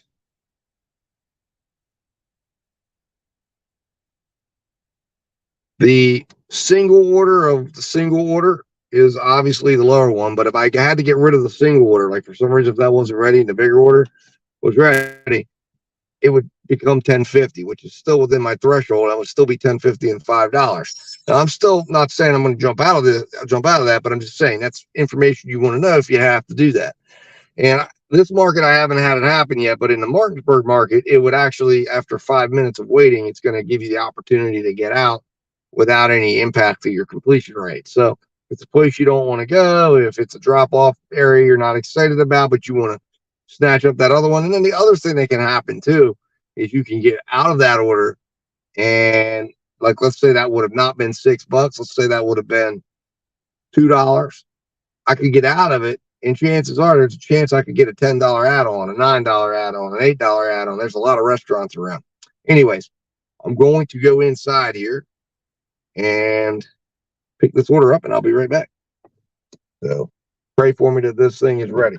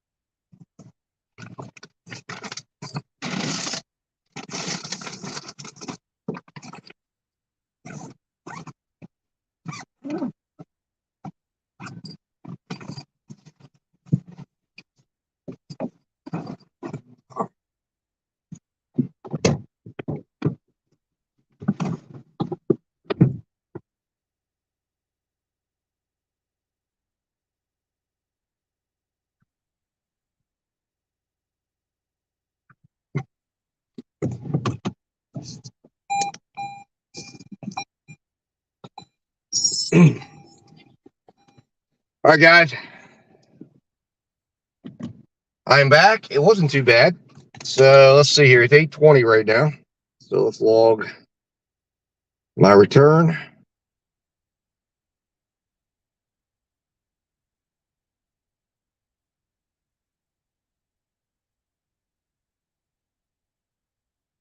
It wasn't great, but it wasn't too bad. I mean, 9 minutes. So anyway, first drop off is 7 minutes away. We'll get on there, but basically go in there. There's a long line, but I will tell you this to compliment them. A lot of my impression of that particular location is from when I was up here working about a year ago, and I stopped working up in this area for a long time because I just wasn't pleased with it. I went down and started exclusively working in Charlestown and Martinsburg and changed my Grubhub up to that area and began really working that area really hard. And this location, man, when I left out of here, this was, oof, I just had taken it off my list. But this is why you got to try again. The manager in there is really good. She's new. She was not there before. I don't recognize her, but I've seen her there a couple times. And I've had a couple of really nice experiences in there. And since I got back up here and started working this area again, she does a tip-top job. I walk in, I mean, there was like 3 delivery drivers in this long line. She's like, hey, delivery people, who's delivering? And then 1, 2, 3. Actually, I think it was 4, actually, now that I'm thinking about it. Boom, boom, boom, boom, boom. And I got my orders on top of the drink. I mean, the drink's already filled. I mean, look, that's a model Wingstop right there. And if that experience continues, man, I mean, I will definitely deliver for them. Like I said, I was staying away from there. But not anymore. At least as long as hopefully she's running the shop. Because if she's running the shop the way she runs this shop, man, that was tip top. I mean, I was really impressed, especially with the amount of people that were in there. It was a really busy time. And let me tell you, the one that's in Martinsburg, if they would have been busy, I mean, they yell at you, they shout at you, they scowl at you. You got to do the drinks. I mean, I had one guy in there. He's like harassing this one of the customers, trying to get her number and everything. It was insane. That place is insane up there, and it's all comes down to the management of the location. So, hats off to the Wingstop up here. They got their act together. They got a good person in there. They got somebody who knows how to run a shop, and I'm happy about that. So, it helped me out. We've got to get, like I said, we've got to get this delivered. Well, what was it, by 8:40 something or something like that? I can't remember, but I know we're ahead of target. I know that. For anybody joining, I accepted a 1650 Wingstop, 5 miles. Clearly, that's why. Obviously, 1650, 5 miles, $3 a mile seems to be a no-brainer. It was the restaurant that was in question, but it was high enough for me to throw that to the side and give it another try. And I'm glad I did, because I discovered that this place is in much, much, much better condition than it had been in the past. So I am very happy for that. Very, very happy for that. And it will make them a possibility, a much stronger possibility in the future.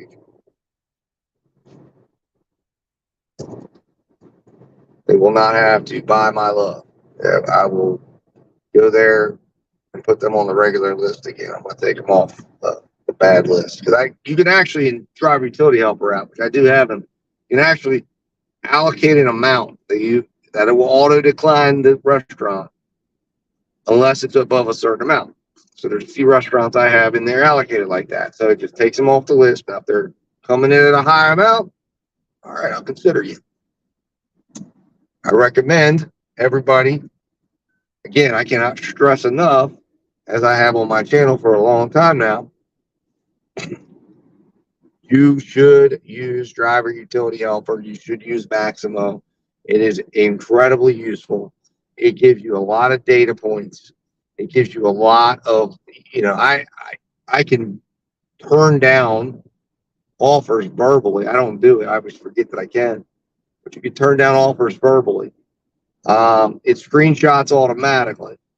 It keeps track of all your stats for you as far as wait time at restaurants, and you can even pull it up and see, what's the average wait time at a restaurant. Now, I unfortunately, about a month and a half ago, accidentally cleared the data of my app, and that was sad because I lost a lot of good data that was there for data points over like a year of using it. But the longer you use it, the better data points you're going to get, and you can really start to get good information about the restaurants in your market, especially if you're working a particular market and that's the only market you work. But even if it isn't, and it will actually show you that average wait time. If you use the it has overlays that will come up on your phone. It will show you that average wait time when you get an offer if you use the larger overlay. Now, I like to use the smaller overlay because it shows you the average order value based on what DoorDash is offering at. Now, I would caution against anybody making a decision off of the offered order value. I don't look at that as a decision-making point. I look at that as an improvement point, as a, hey, can I do better? I need to do better. Now, if it's too low, if I get offered, $9 order value and Duh shows me $9.82 an hour, that's probably, and there's probably other factors there that I'm going to use to turn it down, but that's the first factor right there that tells you, wait a minute, that's way too low. You're not going to be able to improve that enough. And probably it's because it's too low or there's too many miles or whatever factor. But the cool thing is it will show you, if you use that bigger overlay, it'll show you the wait time instantly right in front of your eyes so you can see it and say, hey, wait a minute. And it will also help you when you're analyzing the order, because now if you're using Duh, you're using an Android phone. And if you're using an Android phone, you should know that when you click the house for the customer you're going to be delivering to, it will go right into Google Maps instantly and show you the time from where you're located at right at that moment, how far you are away. And if you want to quickly go in and you can also then click the restaurant, it will load that into Google Maps. And then all you got to do, now again, if you're driving, don't do this, but if you're sitting somewhere and you got that 45 seconds, you click the restaurant, boom, into Google Maps, click the customer into Google Maps, click add stop. It's already loaded in your search. And all you do is just pull down the search. It'll be down there in the list and add that to it. And then you can see the entire path of your order of exactly how long it's going to take. And if you start getting accustomed to knowing what your time needs to be to hit the metrics you want to do when you're analyzing that, on top of the fact that Duh will show you your average wait time for that restaurant, you can put together a pretty good estimate on how long it will take you and look at that order amount and say, wait a minute, is that worth my time? Because if it's telling you it's going to take 31 minutes and you're getting an $8 offer and, you're thinking, well, let's just say by best case scenario, I get an extra $2 on this offer. Well, that may not be the order to take at that moment. You may want to dig a little deeper, send it back, negotiate with the apps. Because remember, when you're declining an order, all you're doing is opening a round of negotiation with the apps for your time and for when you're going to go to work for the next contract. In the next thing they send you might be the same thing they just sent you before, a little higher, or it might be a brand new deal. Because they might say, well, we can't give you what you need. That's the most we can give you. All right, we're at our first drop off, guys. I'll be right back.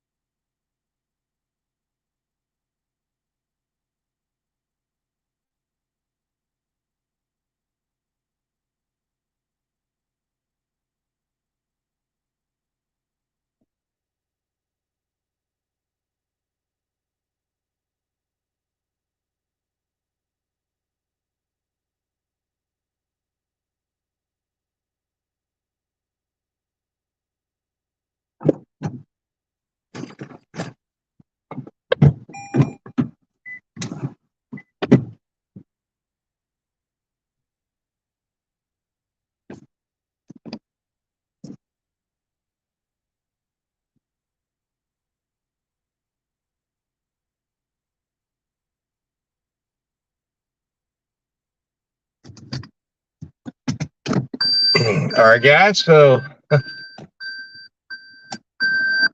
that order is now done. And actually, here's this interesting thing that just happened on this order. I found it's very interesting, right? It's a stacked order. You know what they did? They didn't show me the payout. This happened to me a few times here on stacked orders. They will not show you the payout till you get to the end of the second order. I don't know what they think. What am I going to get rid of it? Well, it's interesting interaction with this customer that I just had. He actually came outside. Very nice young man. Very, very nice young kid. You know, and you know what?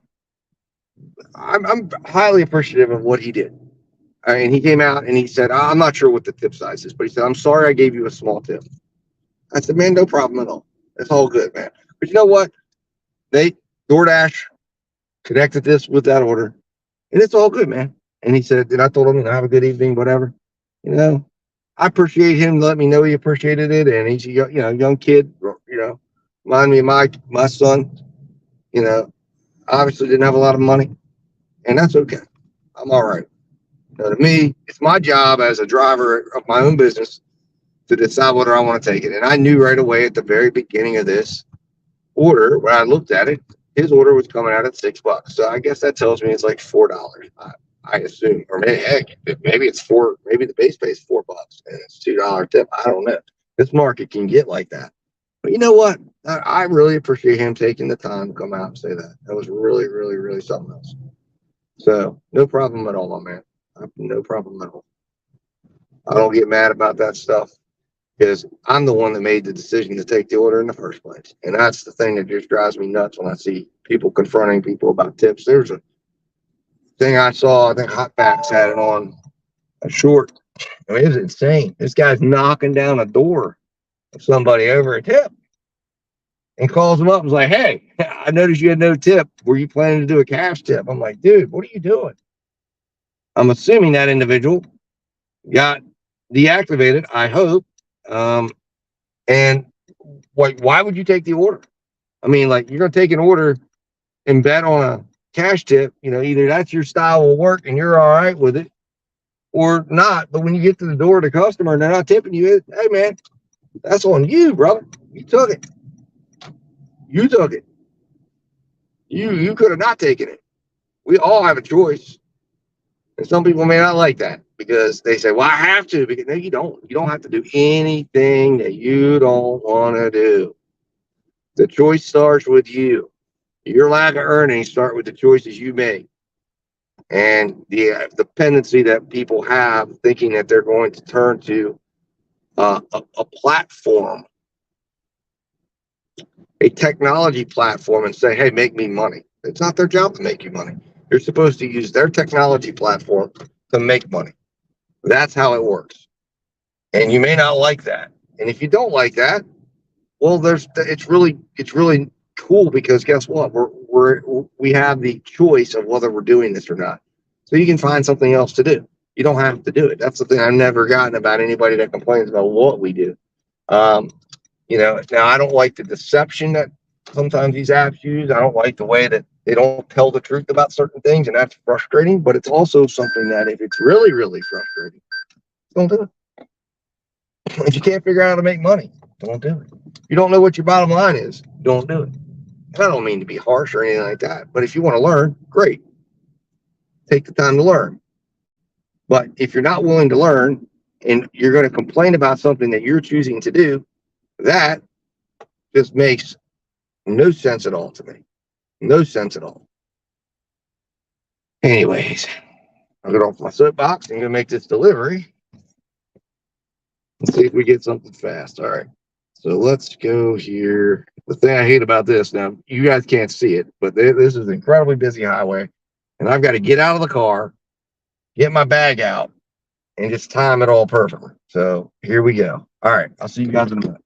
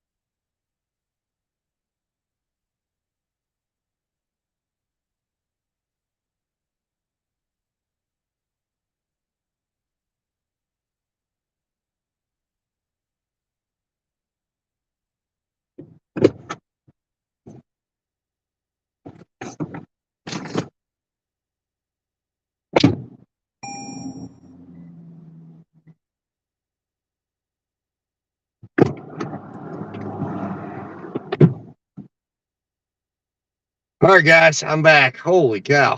All right, so she's waiting out for me out front. I parked too far down, doesn't have dash cam.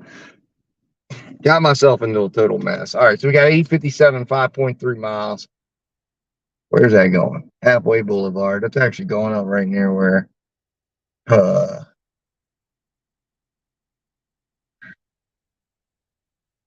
I just don't like TGI Fridays for that level of an order because chances are it's not going to be ready. Last time I was there, I had to wait, so we're turning it down.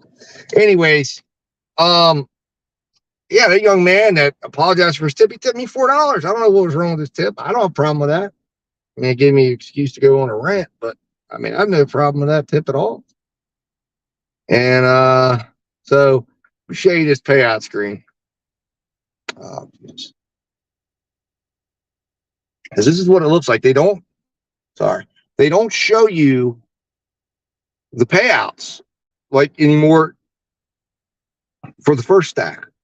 And then they show you this summary: $4 base pay, $8.50 on the first order, or $8.50 on this order I just dropped off, and $4 on the second order that I dropped off, for a total of $16.50.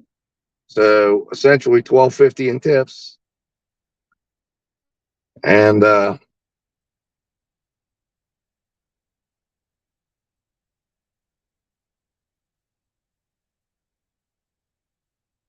I forgot to hit on my camera to film the handoff. Luckily, I'm live. So if DoorDash needs verification, I'm here showing off that I delivered it, went over it. I think this should, but I mean, I don't have a sense that she's going to do anything like that. But you know, you just get worried. You never know. You can never tell. And there was just this little, like, kind of a little, I don't know, a twinge of an attitude, probably because she was watching me drop off to the first guy. And I hate when that happens, even though they know that you're doing it, because the app tells them. But it still doesn't help the fact that they feel something about it sometimes. But we'll find out. Most of the times, my 2 4-stars I know came off stack orders. All right, so we're 1650, guys. Or that was 1650. So we are now at a total of 7 orders completed and 9176. So let's update the ticker. So it's reflecting right.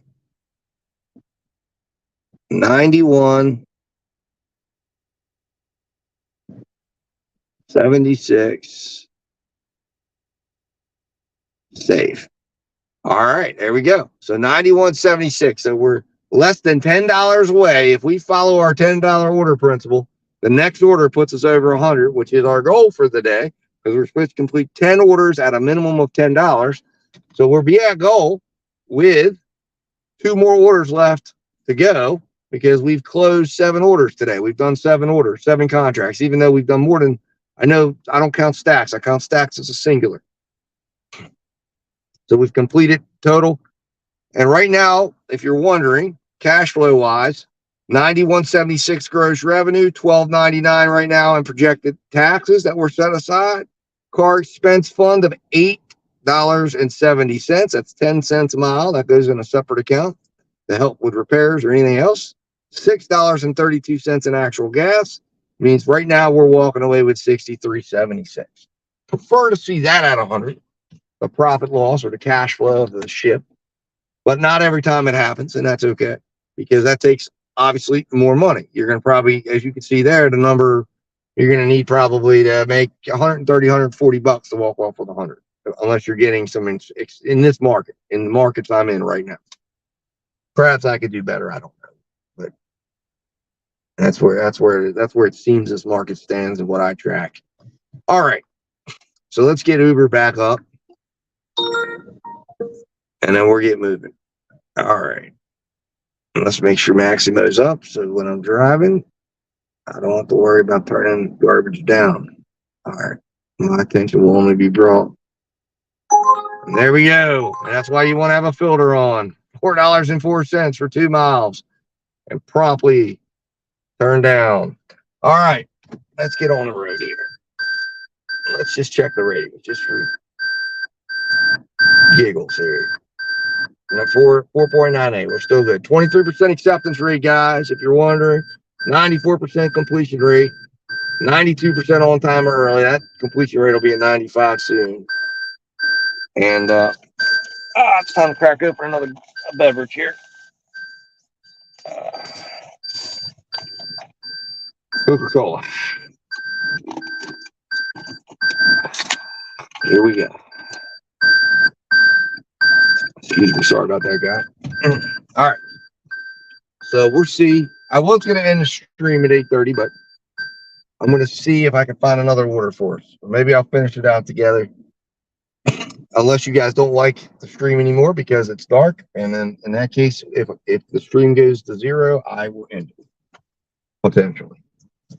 Or maybe I'll just still come along with you guys and take this to the end.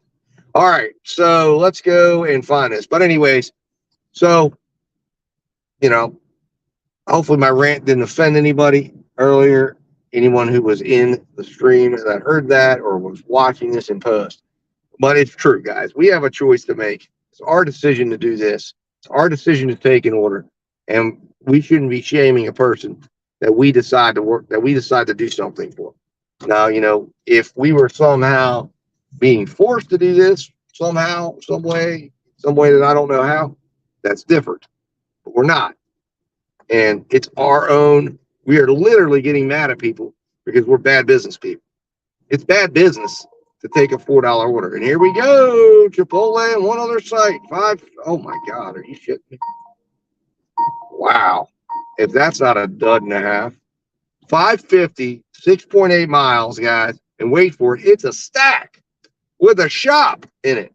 A Dollar General shop. They're going both to the same customer. Now, if I took that order and then decided to complain about it, do I have a right to complain? I mean, I didn't have to take that order. But if I took that order and then decided to get mad and pissed off when I arrive and find out that there is no cash tip and that they're basically those were 2 no-tip orders, clearly. I think that would mean it was probably $250 or maybe one was $275, whatever. It'd probably been repriced. Maybe there's a $1 tip on it, whatever. But if I want to take that and gamble that and go shop and order and go to Chipotle and then go deliver that to that customer and drive all those miles in my vehicle and expend my own business expense for it and then turn around and go, hey, why did you do that? Why did you not tip me? That that's on as much on me as a business for for my business sense to take that order as it is for the person that decided not to tip. And we send it back. Now, if DoorDash wants to pay enough money to get that delivered, then they're going to need to come in and pay enough money. And then I don't care what the tip is, because if they showed me $11, well, on that order, it's a double stack order. They're going to be needing to show me a lot more than $11. But in order for it to get, I'm going to be needing to see probably $15, $16, $17 on that in order for me to go shop and pick up at Chipotle and drive 6 miles. And some people may disagree with that, but that's how I value my time. Because when I got to go shop your order, I got to get out of my car. I got to go and do that. Now, that's a one-item shop. I'd have to look at the map and see different variables that's going to the same house, etc. So, maybe I wouldn't be that extreme in it. But I'm going to ask for enough money to compensate me. But I'm not going to go and cry to them, because the app didn't tell them or request from them enough money to compensate me, or they kept the money that was being paid, which I'm sure was a handsome amount between the merchant and the customer. That's the wrong person to be barking up the tree. As the TOS says, negotiate with the app. It's an active negotiation the entire time we're out here. It's a give and a take. It's a decline, it's an accept. It's a decline, it's an accept.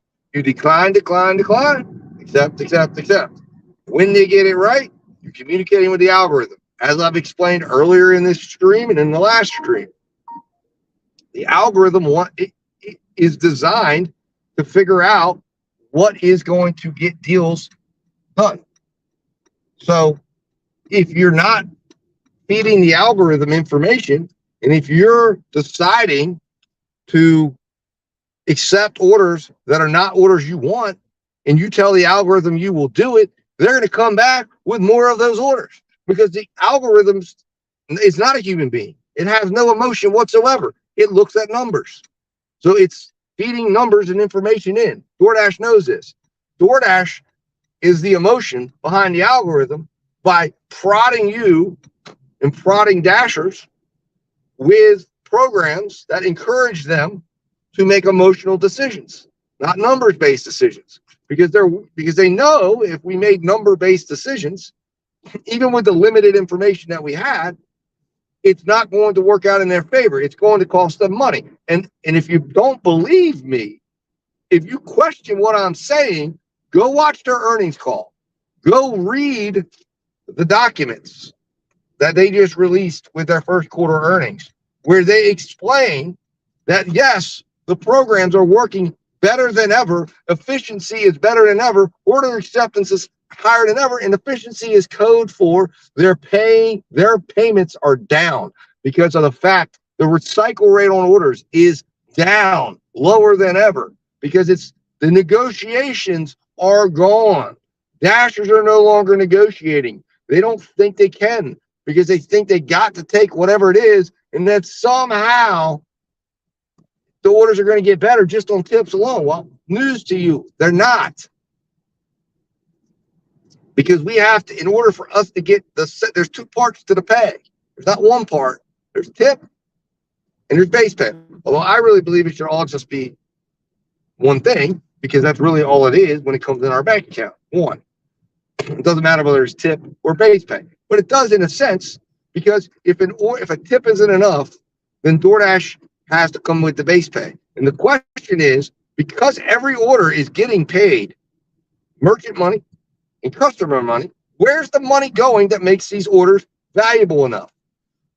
There's where the skim is happening. And we know the skim happens because it's like what I talked about tonight when we had a Uber order, $9.78. It was 11 miles.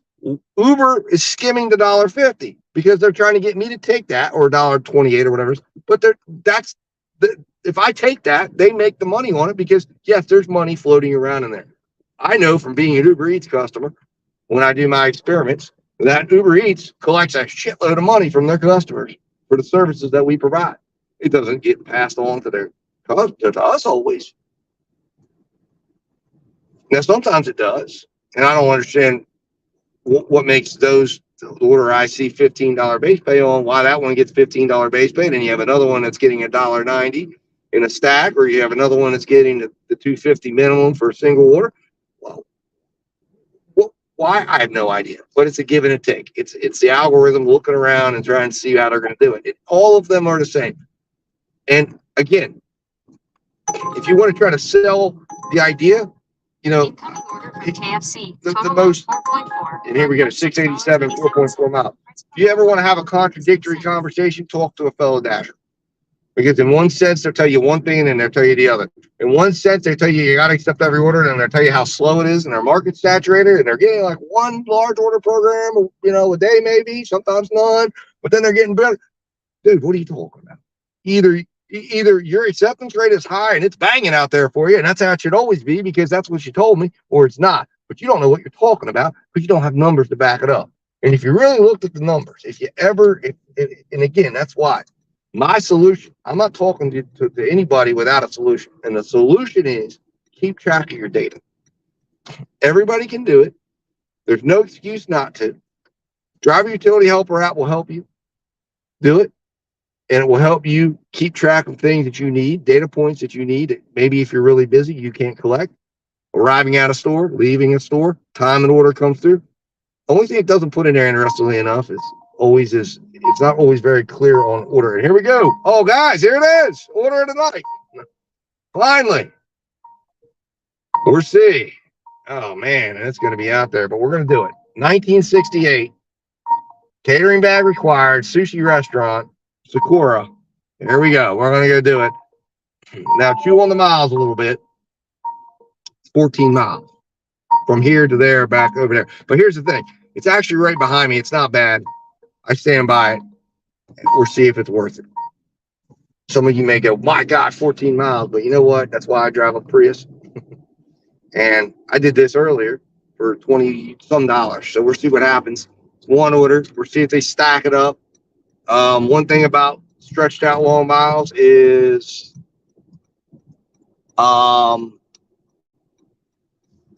one thing about when you have a long canvas like that, they can add things in between. But what I found is if you're going to get a big payout, now this is 7 items. So here's what the rundown is, guys. Give your estimates in the comments. Edamame, pepper tuna salad, rock and roll, side fried noodles, 2 shrimp hibachis. All right, hold on here. There we go, Kevin R. Oh, Kevin, I'm sorry. I didn't have my comments up. I'm glad you're in there. Thank you for interacting, man. I also find your graph very informational as well. I just started using it this week. Thank you. Oh, awesome. Thank you. I would watch you every page your DoorDash all day long. You have little complaining and talk stats. I wish you had the new platform that he has. I feel I'm learning something every time you speak. Thank you, man. I really appreciate that. 3 C's. Choices, consequences, and change. And it's funny you should bring up the 3 C's. I really like that because previously where I came from, we had 3 C's because I came from lending background, character, collateral, and capacity. And I like that.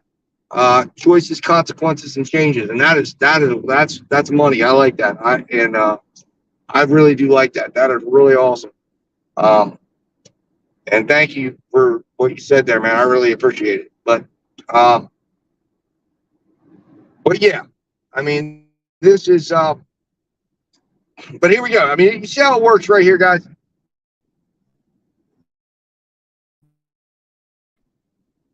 This will be order number 8. We will still have 2 more orders left to do after this.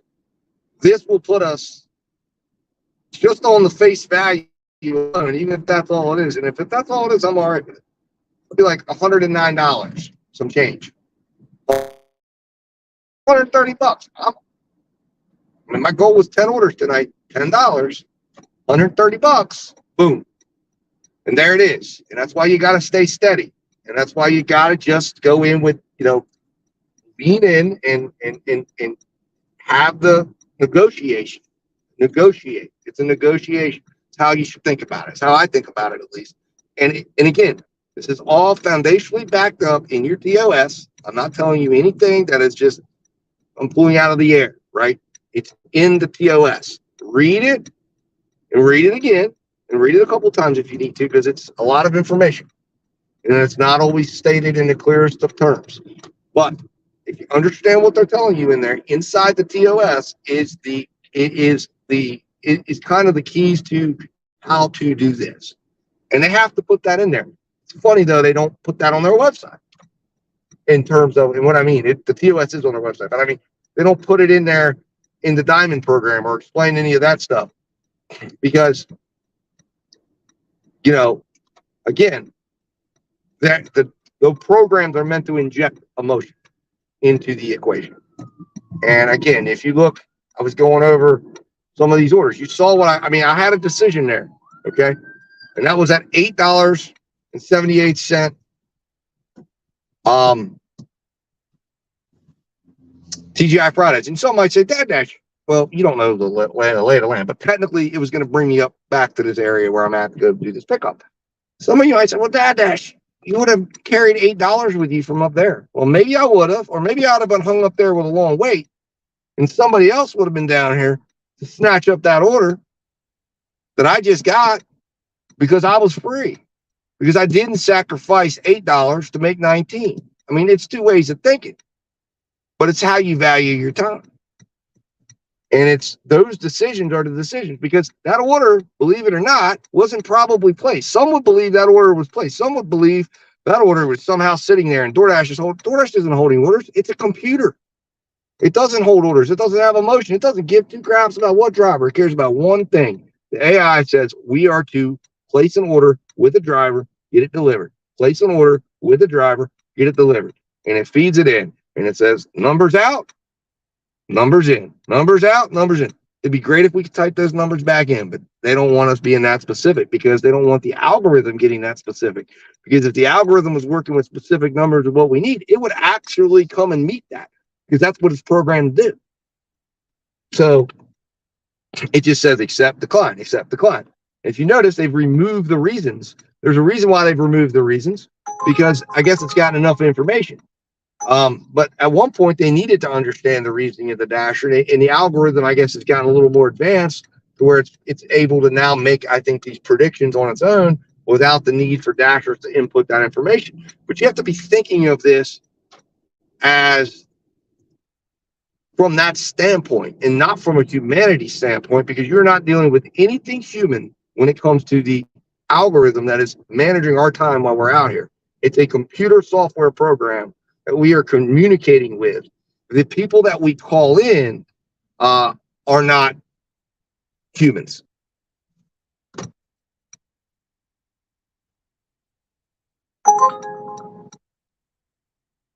Yeah.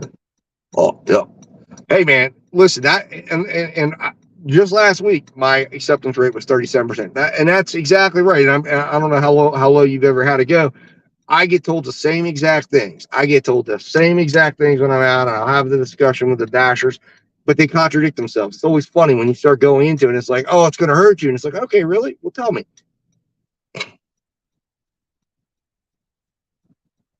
But on both ends of the spectrum, more and more when I'm thinking. Yep. Yep. Now, when have you gone, how high is your acceptance rate gone? Like how high? I had it high when they reset me. That's the highest I've ever had it, because I've never been able to stomach the idea of going and saying, okay, I'm going to go do this, because it just did not make sense to me. And I'm like, I can't do that. Like, I'm not going to sit here and do this, because when I go put 100 orders into that system, it's going to change everything by the time I get done with that process.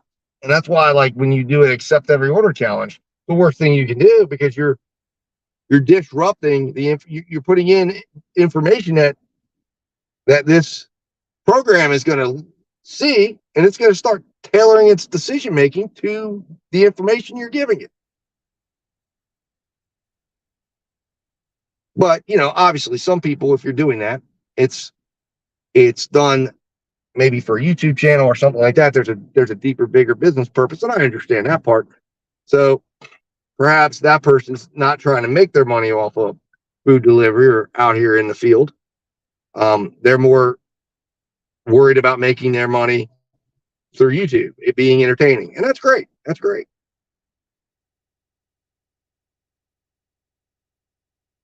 All right. So we got likely multiple bags. Okay. Nice. I like that. I don't think it will be that big though. I've seen how they package here and it's sushi. So, but maybe the shrimp hibachi could be big. All right. So 83,419. So we drove 7 miles to get here, 83,419.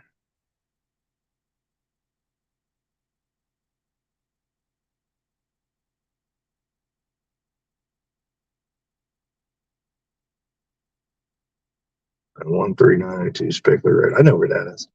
So that'll be that's about what, probably 8, 9 miles away. So about 17 miles. So we're still at $1 a mile. Then fluctuates usually always for lower than that. Oh, gotcha. Okay. Well, like I said, to me, I would go, if I could find orders that made sense to me, I'd go to 70%. I'd go to 100%. I mean, in fact, my goal is to eventually get to 70%. And that's DoorDash's goal. And that's how I read things, that the goal is within the metrics and paperwork. But the key is they don't want to have to be offering you $10 offers or $12 offers to get you to 70%. But the algorithm doesn't know that. The algorithm's just, as long as you're on their platform. Now, that doesn't mean DoorDash won't try to change or get you kicked off, or if you're multi-apping or do various different things. I'm not speaking to that, because maybe that's what they do behind the scenes. And they do stuff like that. And some think they do. And it's possible. I don't know. But I feel like, to me, it's also, again, they're putting, I don't think DoorDash even knows where things are going, because it's all new to them. I mean, this stuff hasn't been around for long. It hasn't been around long enough to get a statistical run on it. I mean, so DoorDash is guessing as much as we are. It's just they see more of the information, and they use our fear against us to get us to do things that are against our interest. But because it's a platform, it needs to learn. It's wanting to learn us. We are technically the customers of DoorDash, just like a customer's a customer and the restaurants are a customer. And it wants to learn what we need, because it wants us to go and do business with them, or at least the algorithm does. But DoorDash knows that. But DoorDash also knows then that we need to, then it needs to encourage us to do business the way it wants us to do business. And that may not necessarily be in the best interest of our bottom line. All right. So let's go. I got to take a picture of my catering bag, and we're going to swipe out of that one. I'm going to run in here, guys. Hopefully it's ready, and I will be right back.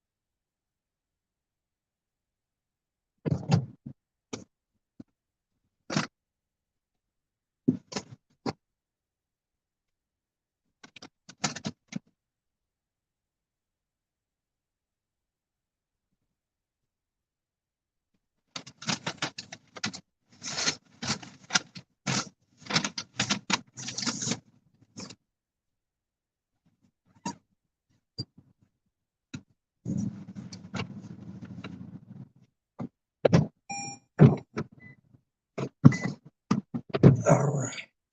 Let's see. Let's get back in. All right, guys. So it was ready.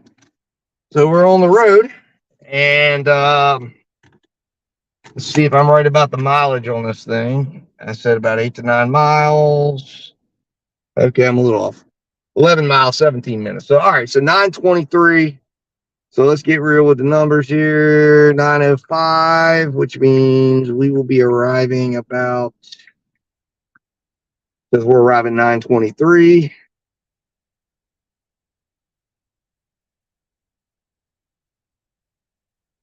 Which is 31-minute order.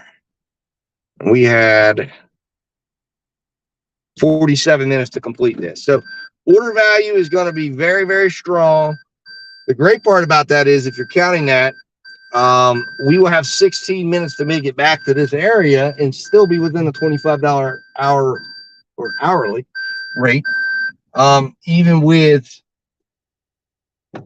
if we just get paid out face value, and it's possible. What I've found, I mean, it's like 50-50 these days on these large order programs, that especially the ones that show change. We'll see. But the one I did for the factory the other night, and it was a big one. It was like a $30-some payout. I think it was like $31 or something, and it was like 19 and some change. So, yep, there it is. And see, that's more than what a lot of people report, or at least tell me they make when they're top dash. And that's the key. How many hours are you working a week? And that's good money to work that. I mean, and that's about my range. My range is, I think I work about 28 hours a week, and I will normally bring in somewhere in the range of between $700 and $800. If I worked a full out 40, I know I think I trapped it out, I'd be somewhere around 1,200. But again, that's not the point of why I'm doing this, because I have other things I'm wanting to do, places I need to be, family I need to be with, and responsibilities that are outside and external. And that's why, if I wanted to go bake the cheese, I would have stayed doing what I was doing, but we needed an adjustment. And gig work provides that. And I think sometimes we forget. I put out a video a while ago. It's like, get back to your roots. Why did you do this in the first place? And if the reason why you did this in the first place was because you came from a point of distress, you didn't come into this because there was something external that was pushing you in. And I don't necessarily think that in the long run, you're going to find happiness doing this, because you're just doing it for money, and it's a hard way to make money. And if you look, there was a video I put out where they were doing the actual facts. And if you're comparing to a W-2, it's about, you make about the average gig worker, now gig worker being defined not necessarily what we do, but also across the board from a 1099 worker, makes about 65% of what a W-2 worker makes. And that's a problem for every W-2 worker that's out there, or for gig worker that's out there that says, I want to come in and do this. If you're not aware of that fact when you're looking at it or comparing it or making a decision to swap out a W-2 with a gig thing. And here we go. All right. Well, I just got my first Grubhub offer tonight. It got turned down promptly. It was $9.95 for 14 miles, but it was actually for the Wendy's right by my house. So that's funny. They must be short of drivers down there right now to try to drag me down and bring me into the market. But yeah, I mean, that's something you got to be aware of, in terms of why you're doing this, and but to me, if you're doing this,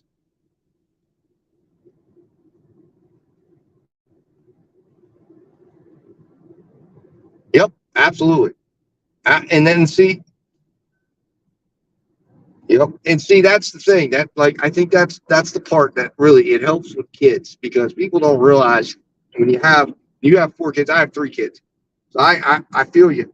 And when you're trying to organize schedules and do things, I mean, there's a give and a take, and there's a lot of friction when you're trying to manage that. And then when you have to decide, do you give up opportunities by not being present or not seeing things, and then you're giving up opportunities to be with your kids or see things with your kids or see milestones. Like my son just said, state track meet, I got to be there, and it was on what was it on? This past Friday. If I was working what I used to do, I would not have been there, or maybe I would have been. It depends. It depends on what was going on. But I was like, you know what? I went and I did a little work before. And I think I made, I don't know. I think I had a goal of, I think 100 for the day. And I think, or I was going to try to make my 100 for the day, and then I cut it off. I think I made like $68, and then it was time for the track meet. And I just said, okay, I'm done. I think I completed four orders, or maybe it was 5 orders, $68. Then said, all right, I'm not going to have time to do any more. And I got a little bit of a later start. I was bouncing between the track meet. Things took off. I had the opportunity to be there, and that's valuable. That's valuable to me, at least. And that's valuable to be able to have that flexibility to be able to do that. But it's not for everyone. It's not going to be for everyone. It's not meant for everyone. And that's why I do believe over time, again, the story of why you came will give you the reason of why you get out. If you came because you were distressed, you will eventually need to solve that problem, or that problem will solve, or there will be another opportunity. Go take it and then come back in. But hey, if you learn something from being a gig worker, you got a little something in your back pocket that can make $50 if you need it. And that's the beauty of it. And, if you didn't like it, or you don't like it, or you're really complaining a lot and you hate this whole thing, well, you know what? Then don't come back to it. It's like, you don't need to do it. But the thing is, it is something that could be a format of work that, like, my wife is a nurse, and we got in the mail, okay, like she always gets travel nursing opportunities and stuff like that. But we got in the mail for her the opportunity to register for a gig app for nursing, where she can actually do per diem nursing gig style. So I was like, wow, I'd heard that they were going to do this, that they were trying to broaden the horizon and bring in the format. But that's an algorithm that's going to be, that these hospitals are going to be saying, okay, throw it on an algorithm and let's see how much we can get these nurses. And it said the range was like anywhere from $30 to $175 an hour, depending on gig, need, etc., how far they had to drive, where you were going, location, length of the employment opportunity. Now, obviously, that sounds good on the front, which is what I pointed out. That sounds like fantastic money, but it's a side deal. Because remember, when you do that, you're giving up the incredible benefits package that you have right now at your hospital as a nurse, that my wife has. And I guarantee you that's not fully compensating her back. Even if she was making $150 an hour, it's not going to get her back what she's getting from the hospital. Or maybe $150 an hour would, but there's a lot more variable. So, hey, that's a cool opportunity. Now, we tried to have her sign up for it, and there was different things she got to do, like that. It wasn't just you could just sign up on your phone and be done in 20 minutes. So we haven't had time to complete it, but we will eventually, because it's something that's neat. Like, why not have that in your back pocket? You got to register like copy of your licenses and get different like vaccines and stuff like that, or at least the records of it. She has it all, but she'd have to go get the record of it from her HR at a current hospital, et cetera, et cetera. So it's like not just as easy as ABC. But it's, and being able to create the time you work, now obviously there's a side to that, is like the thing with gig work. I think the biggest thing you have to manage is, is picking the right times to work too. Because the work rate, which I put a video out on this, but I think one of the most misunderstood aspects of gig work is the work rate. And what I mean by work rate is, all right, I got 4 hours today, I want to go work, right? So I want to make $100. So what does that require you to do? Well, if you decide to pop open your app and start taking one for a tip, and you're, hey man, I'm going to make $100 in 4 hours, and you're working from 1 to 5, well, you better be hunting down the big orders, because your work rate during that time is probably, it ain't going to be 100%. So if you're not paying attention and you're taking 15,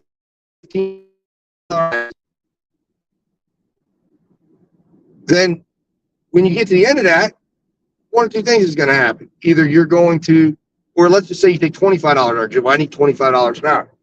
But if you take orders priced at $25 an hour, but only work 70% of the time, you will get 70% of $25 an hour. So what do you got to do? You got to figure it out. But you don't know that information up front. You don't know what you got to take. You don't know unless you track that, unless you go in and say, let me try to do it and see how much I work. And if you realize you work 70% of the time, add 30% on top, right? So now you're going to add $750 on top. You need to be looking at a price of $32.50 on every order that you're working. Compensate yourself for the 30% that you anticipate that you will be working during that 4 hours.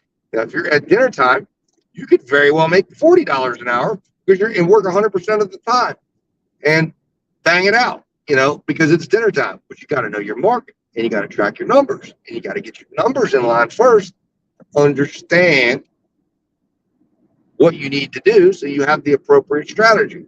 And if you follow the strategies that are put forth on YouTube, which is essentially coming forth from No Tip, No Trip, and it's just that, but they're not numbers-based strategies. They're emotion-based strategies.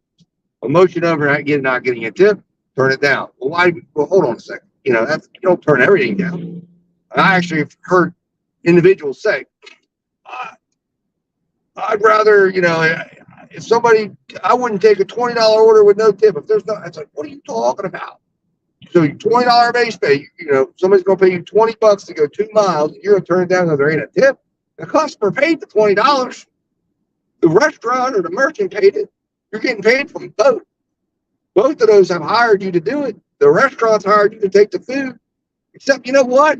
They've pretty much been eliminated because DoorDash keeps everything the restaurants give them. But there is money passing through from the restaurant to the driver, at least there should be, and there should be money passed through from the customer receiving the food. And that's what we don't see because DoorDash never has to show it to us. And there's no transparency. And like I said, there's a great book that's out right now, and check him out. I'd link him in every single one of my videos, Jeff Thomas Black. And he goes over all of this. He's done a wealth of research, much more than what I have, but he's got a lot of research into what you do. And his idea is gig work isn't fit, and maybe it's not, that it's not fit, it's not fair, and it's got to go away. There's also another way to say, well, understand what it is, learn how to make it work for you. Is there a way? But there is a way. But the point is, that education, what he brings to the table is very interesting. And he was just on the Rideshare Rodeo. So go over to that channel or he was on the Para app, but he was with Steve from the Rideshare Radio and Para. Excellent hour-long talk between those three guys. And excellent points. I don't agree with everything that they said. But they make some brings some very excellent information into the forum, and his book is very, very good. And he's putting it out for free on Substack, which you could support him on Patreon, which, helps him keep doing what he's doing to bring the information forward that he's bringing forward, which is very important. Because even if you don't necessarily subscribe to his end result or what he wants, the information he's providing is still true. He's just telling you how to interpret it and giving you a solution. And there's multiple solutions that we can come up with. Not all one and the same. All right, now we got to try to figure out where to turn here. Oh, boy. Yep. Okay, good. I turn on high beams. And here we go. I think I might have delivered down here before a long time ago. It was daylight though when I did. And I wasn't in the large order program, so it certainly wasn't a large order. And I'm not even sure it was the same customer, but we will find out. And judging from, I am really hopeful. I have some high hopes here because with the distance, I think DoorDash is going to go percentage on this. And I'm hopeful this turns into an extra tip beyond what I'm seeing. But if it doesn't, it doesn't. The nice part is where I'm going to come in, I'm only technically about 5 miles away from restaurants, 4 miles. I will be really technically I've gotten orders 2 miles from where I'm at right now. There's a sheet. So this is actually not bad at all. I mean, I won't be back at the place that I like to be at where all the big major restaurants are, but I'll be back near the Chipotle and TGI Fridays, basically where we were at with the last drop off, but on the other side. The only thing I hate about these roads is, as you can tell, there's zero light out here besides my headlights because there's no street lights. It's all country roads and curves and swerves, and you got to just be extra careful out here because people will come up over these hills flying. And then on top of that, it's tough to see. I'm hoping this is not the typical situation where you have a mailbox that you can't see or the number's not tucked in, or God forbid, I don't know how rural everyone is, but in my area, it's quite common to see like 6 mailboxes and then you see like houses all back on a driveway, and you're like, oh my God, please somebody put a sign up. A lot of times those customers know they have a challenging address. Some of them do, and they'll be nice enough to turn a light on for you. I know you guys can't see me, but you can hear me, hopefully. Like I said, I hate running these in the dark, but I decided to run it later because I thought, you know what? I'm glad I did. We get to see a large order program order, see if this thing pays out big. We hope it does. Regardless, it puts me over 100, and I don't go home unless I have my 100. So I technically would be able to go home right now because I got my 100 in. But I want to close out my 2 other orders and get those on underway as well. And I hope I can do those in an hour from now, or less than an hour. Because I will tell you what's going to kick off up in this area at about 9:30, 10 o'clock. I don't know why, but it does it in this area. Pizza orders. The Pizza Hut will go wild. And Pizza Hut up here pays $5.50 base pay minimum if you get a Pizza Hut website order. Now, if you get a DoorDash one, they're going to pay you the normal $2.25 base pay. But there's $5.50s. There's a Pizza Hut up in Charlestown that I have a good relationship with, like the people in there a lot, like the manager in there a lot. And man, they will kick off. And the one night I went in there and I got like 4 orders done in an hour, and I made like $22.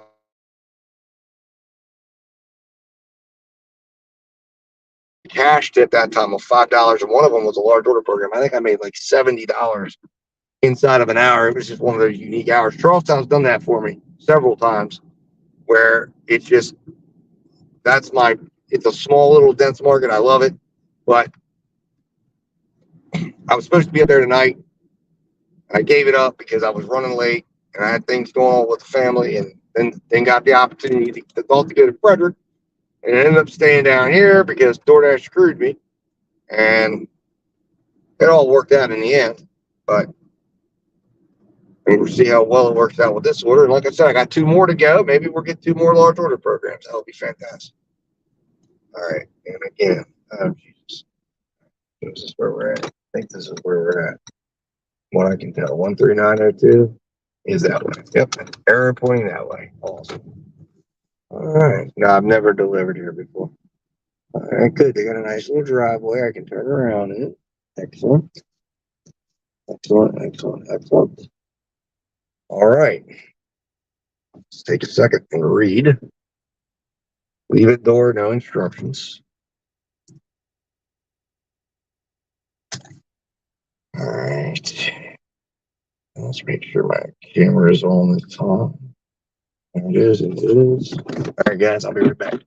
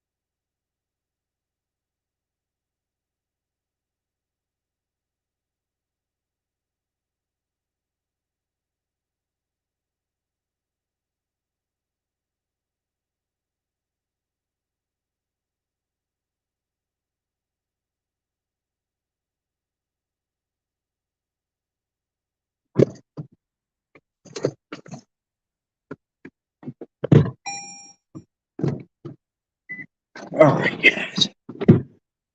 All right, let's see.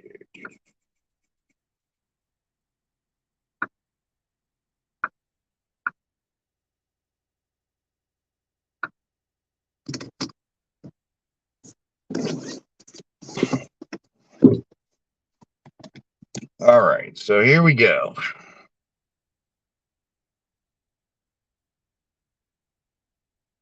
Complete delivery steps. Take photo, gallery. Moment of truth, guys. Confirm complete.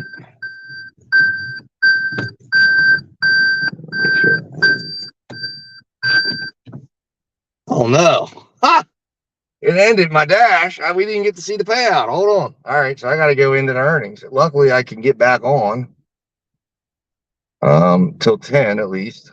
Geez, I didn't realize my dash ended at 9:30. Damn. All right, well, regardless, I don't even know what the payout was because it ended my dash, DoorDash. All right, let's see. I've got a feeling though. I think it was probably a face value because I think I made $68 for the dash.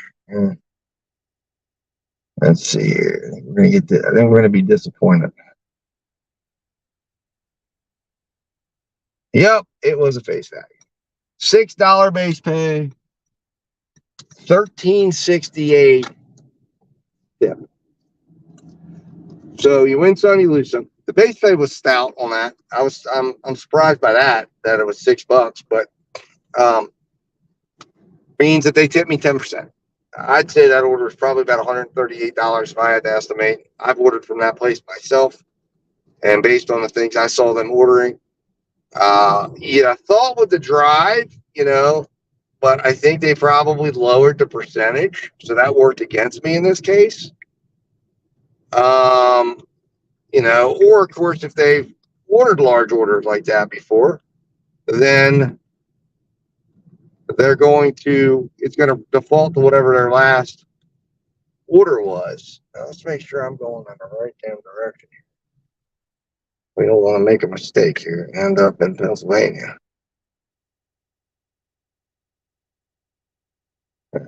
Stop off here. $6 in.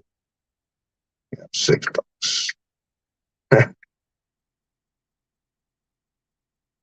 All right. So order value on that, $33.74. All right. Oh, what is going on, man? What's going on? So there it is. Hey, anyway, so that puts us at, I haven't updated the StreamYard stream, but that puts us at $111.44 over 8 orders completed, I believe. Yeah, 8 orders completed. And that's $111.44 gross revenue, $15.94 in taxes, $10.50 in expenses, meaning we've driven 105 miles today. $7.62 in actual gas cost for a total take home right now of $77.38 cash flow. So we're getting close to that $100 cash flow, which is what I like to do. And I'm hoping maybe if we can find 2 decent orders between now and the end, maybe Uber jumps in and helps us a little bit, saves us from DoorDash, from having a DoorDash only day.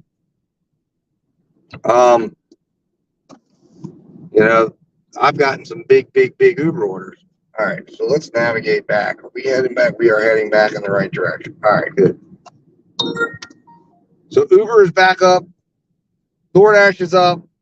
Instacart's technically up too as well, but I don't do shops this late at night, so that should just be turned off, unless it's maybe like a really good, like I'll go into Walgreens and Rite Aid or CVS for like 3 or 4 item shops if it's priced right. Like I got like a $15 one evening that's like 4 items and it was candy. Those I'll do. I don't like to do groceries. Going into the grocery store. I did that one night. I did do one for Instacart one night. $76. I had my boys with me, my 2 oldest and my youngest, and we saw it come through. And oh my god, it was, man, it was a beast. I mean, it was a good payout, but it was a beast. And they were troopers. We ended up having I ended up having 2 carts full, and it was nuts. And obviously, I don't have them do any of the work when something like that's happening. They're just there, headphones on, whatever, walking along with me, talking with me. I did have to have push the second cart. I was actually glad I had them with me. And then one of them was supervising the little one. I thought I could knock it out relatively quickly. Got into the Martins, and it was just a nightmare from beginning to end.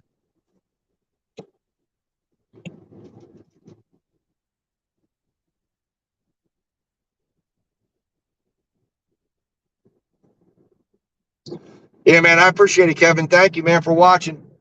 I got cut off. Hold on, let's turn this back. So, appreciate it, man. I'm glad you're getting over with too. So, good luck out there, man. Hopefully, if I come live again, hopefully I'll see you again when I do. I'm going to try to do this a little bit more. Like I said, I'm learning about StreamYard and all the live stuff. So, really appreciate you coming in and talking today, though, man. So, anyways, 22% acceptance rate, guys, right now, as of right now.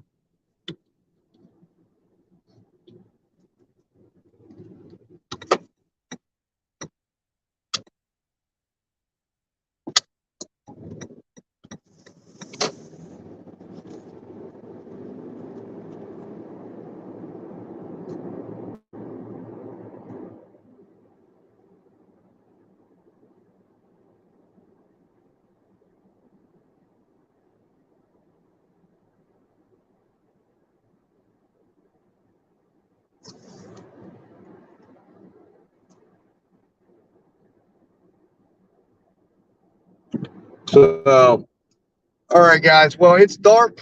I'm on the back roads. I think I'm going to end the stream.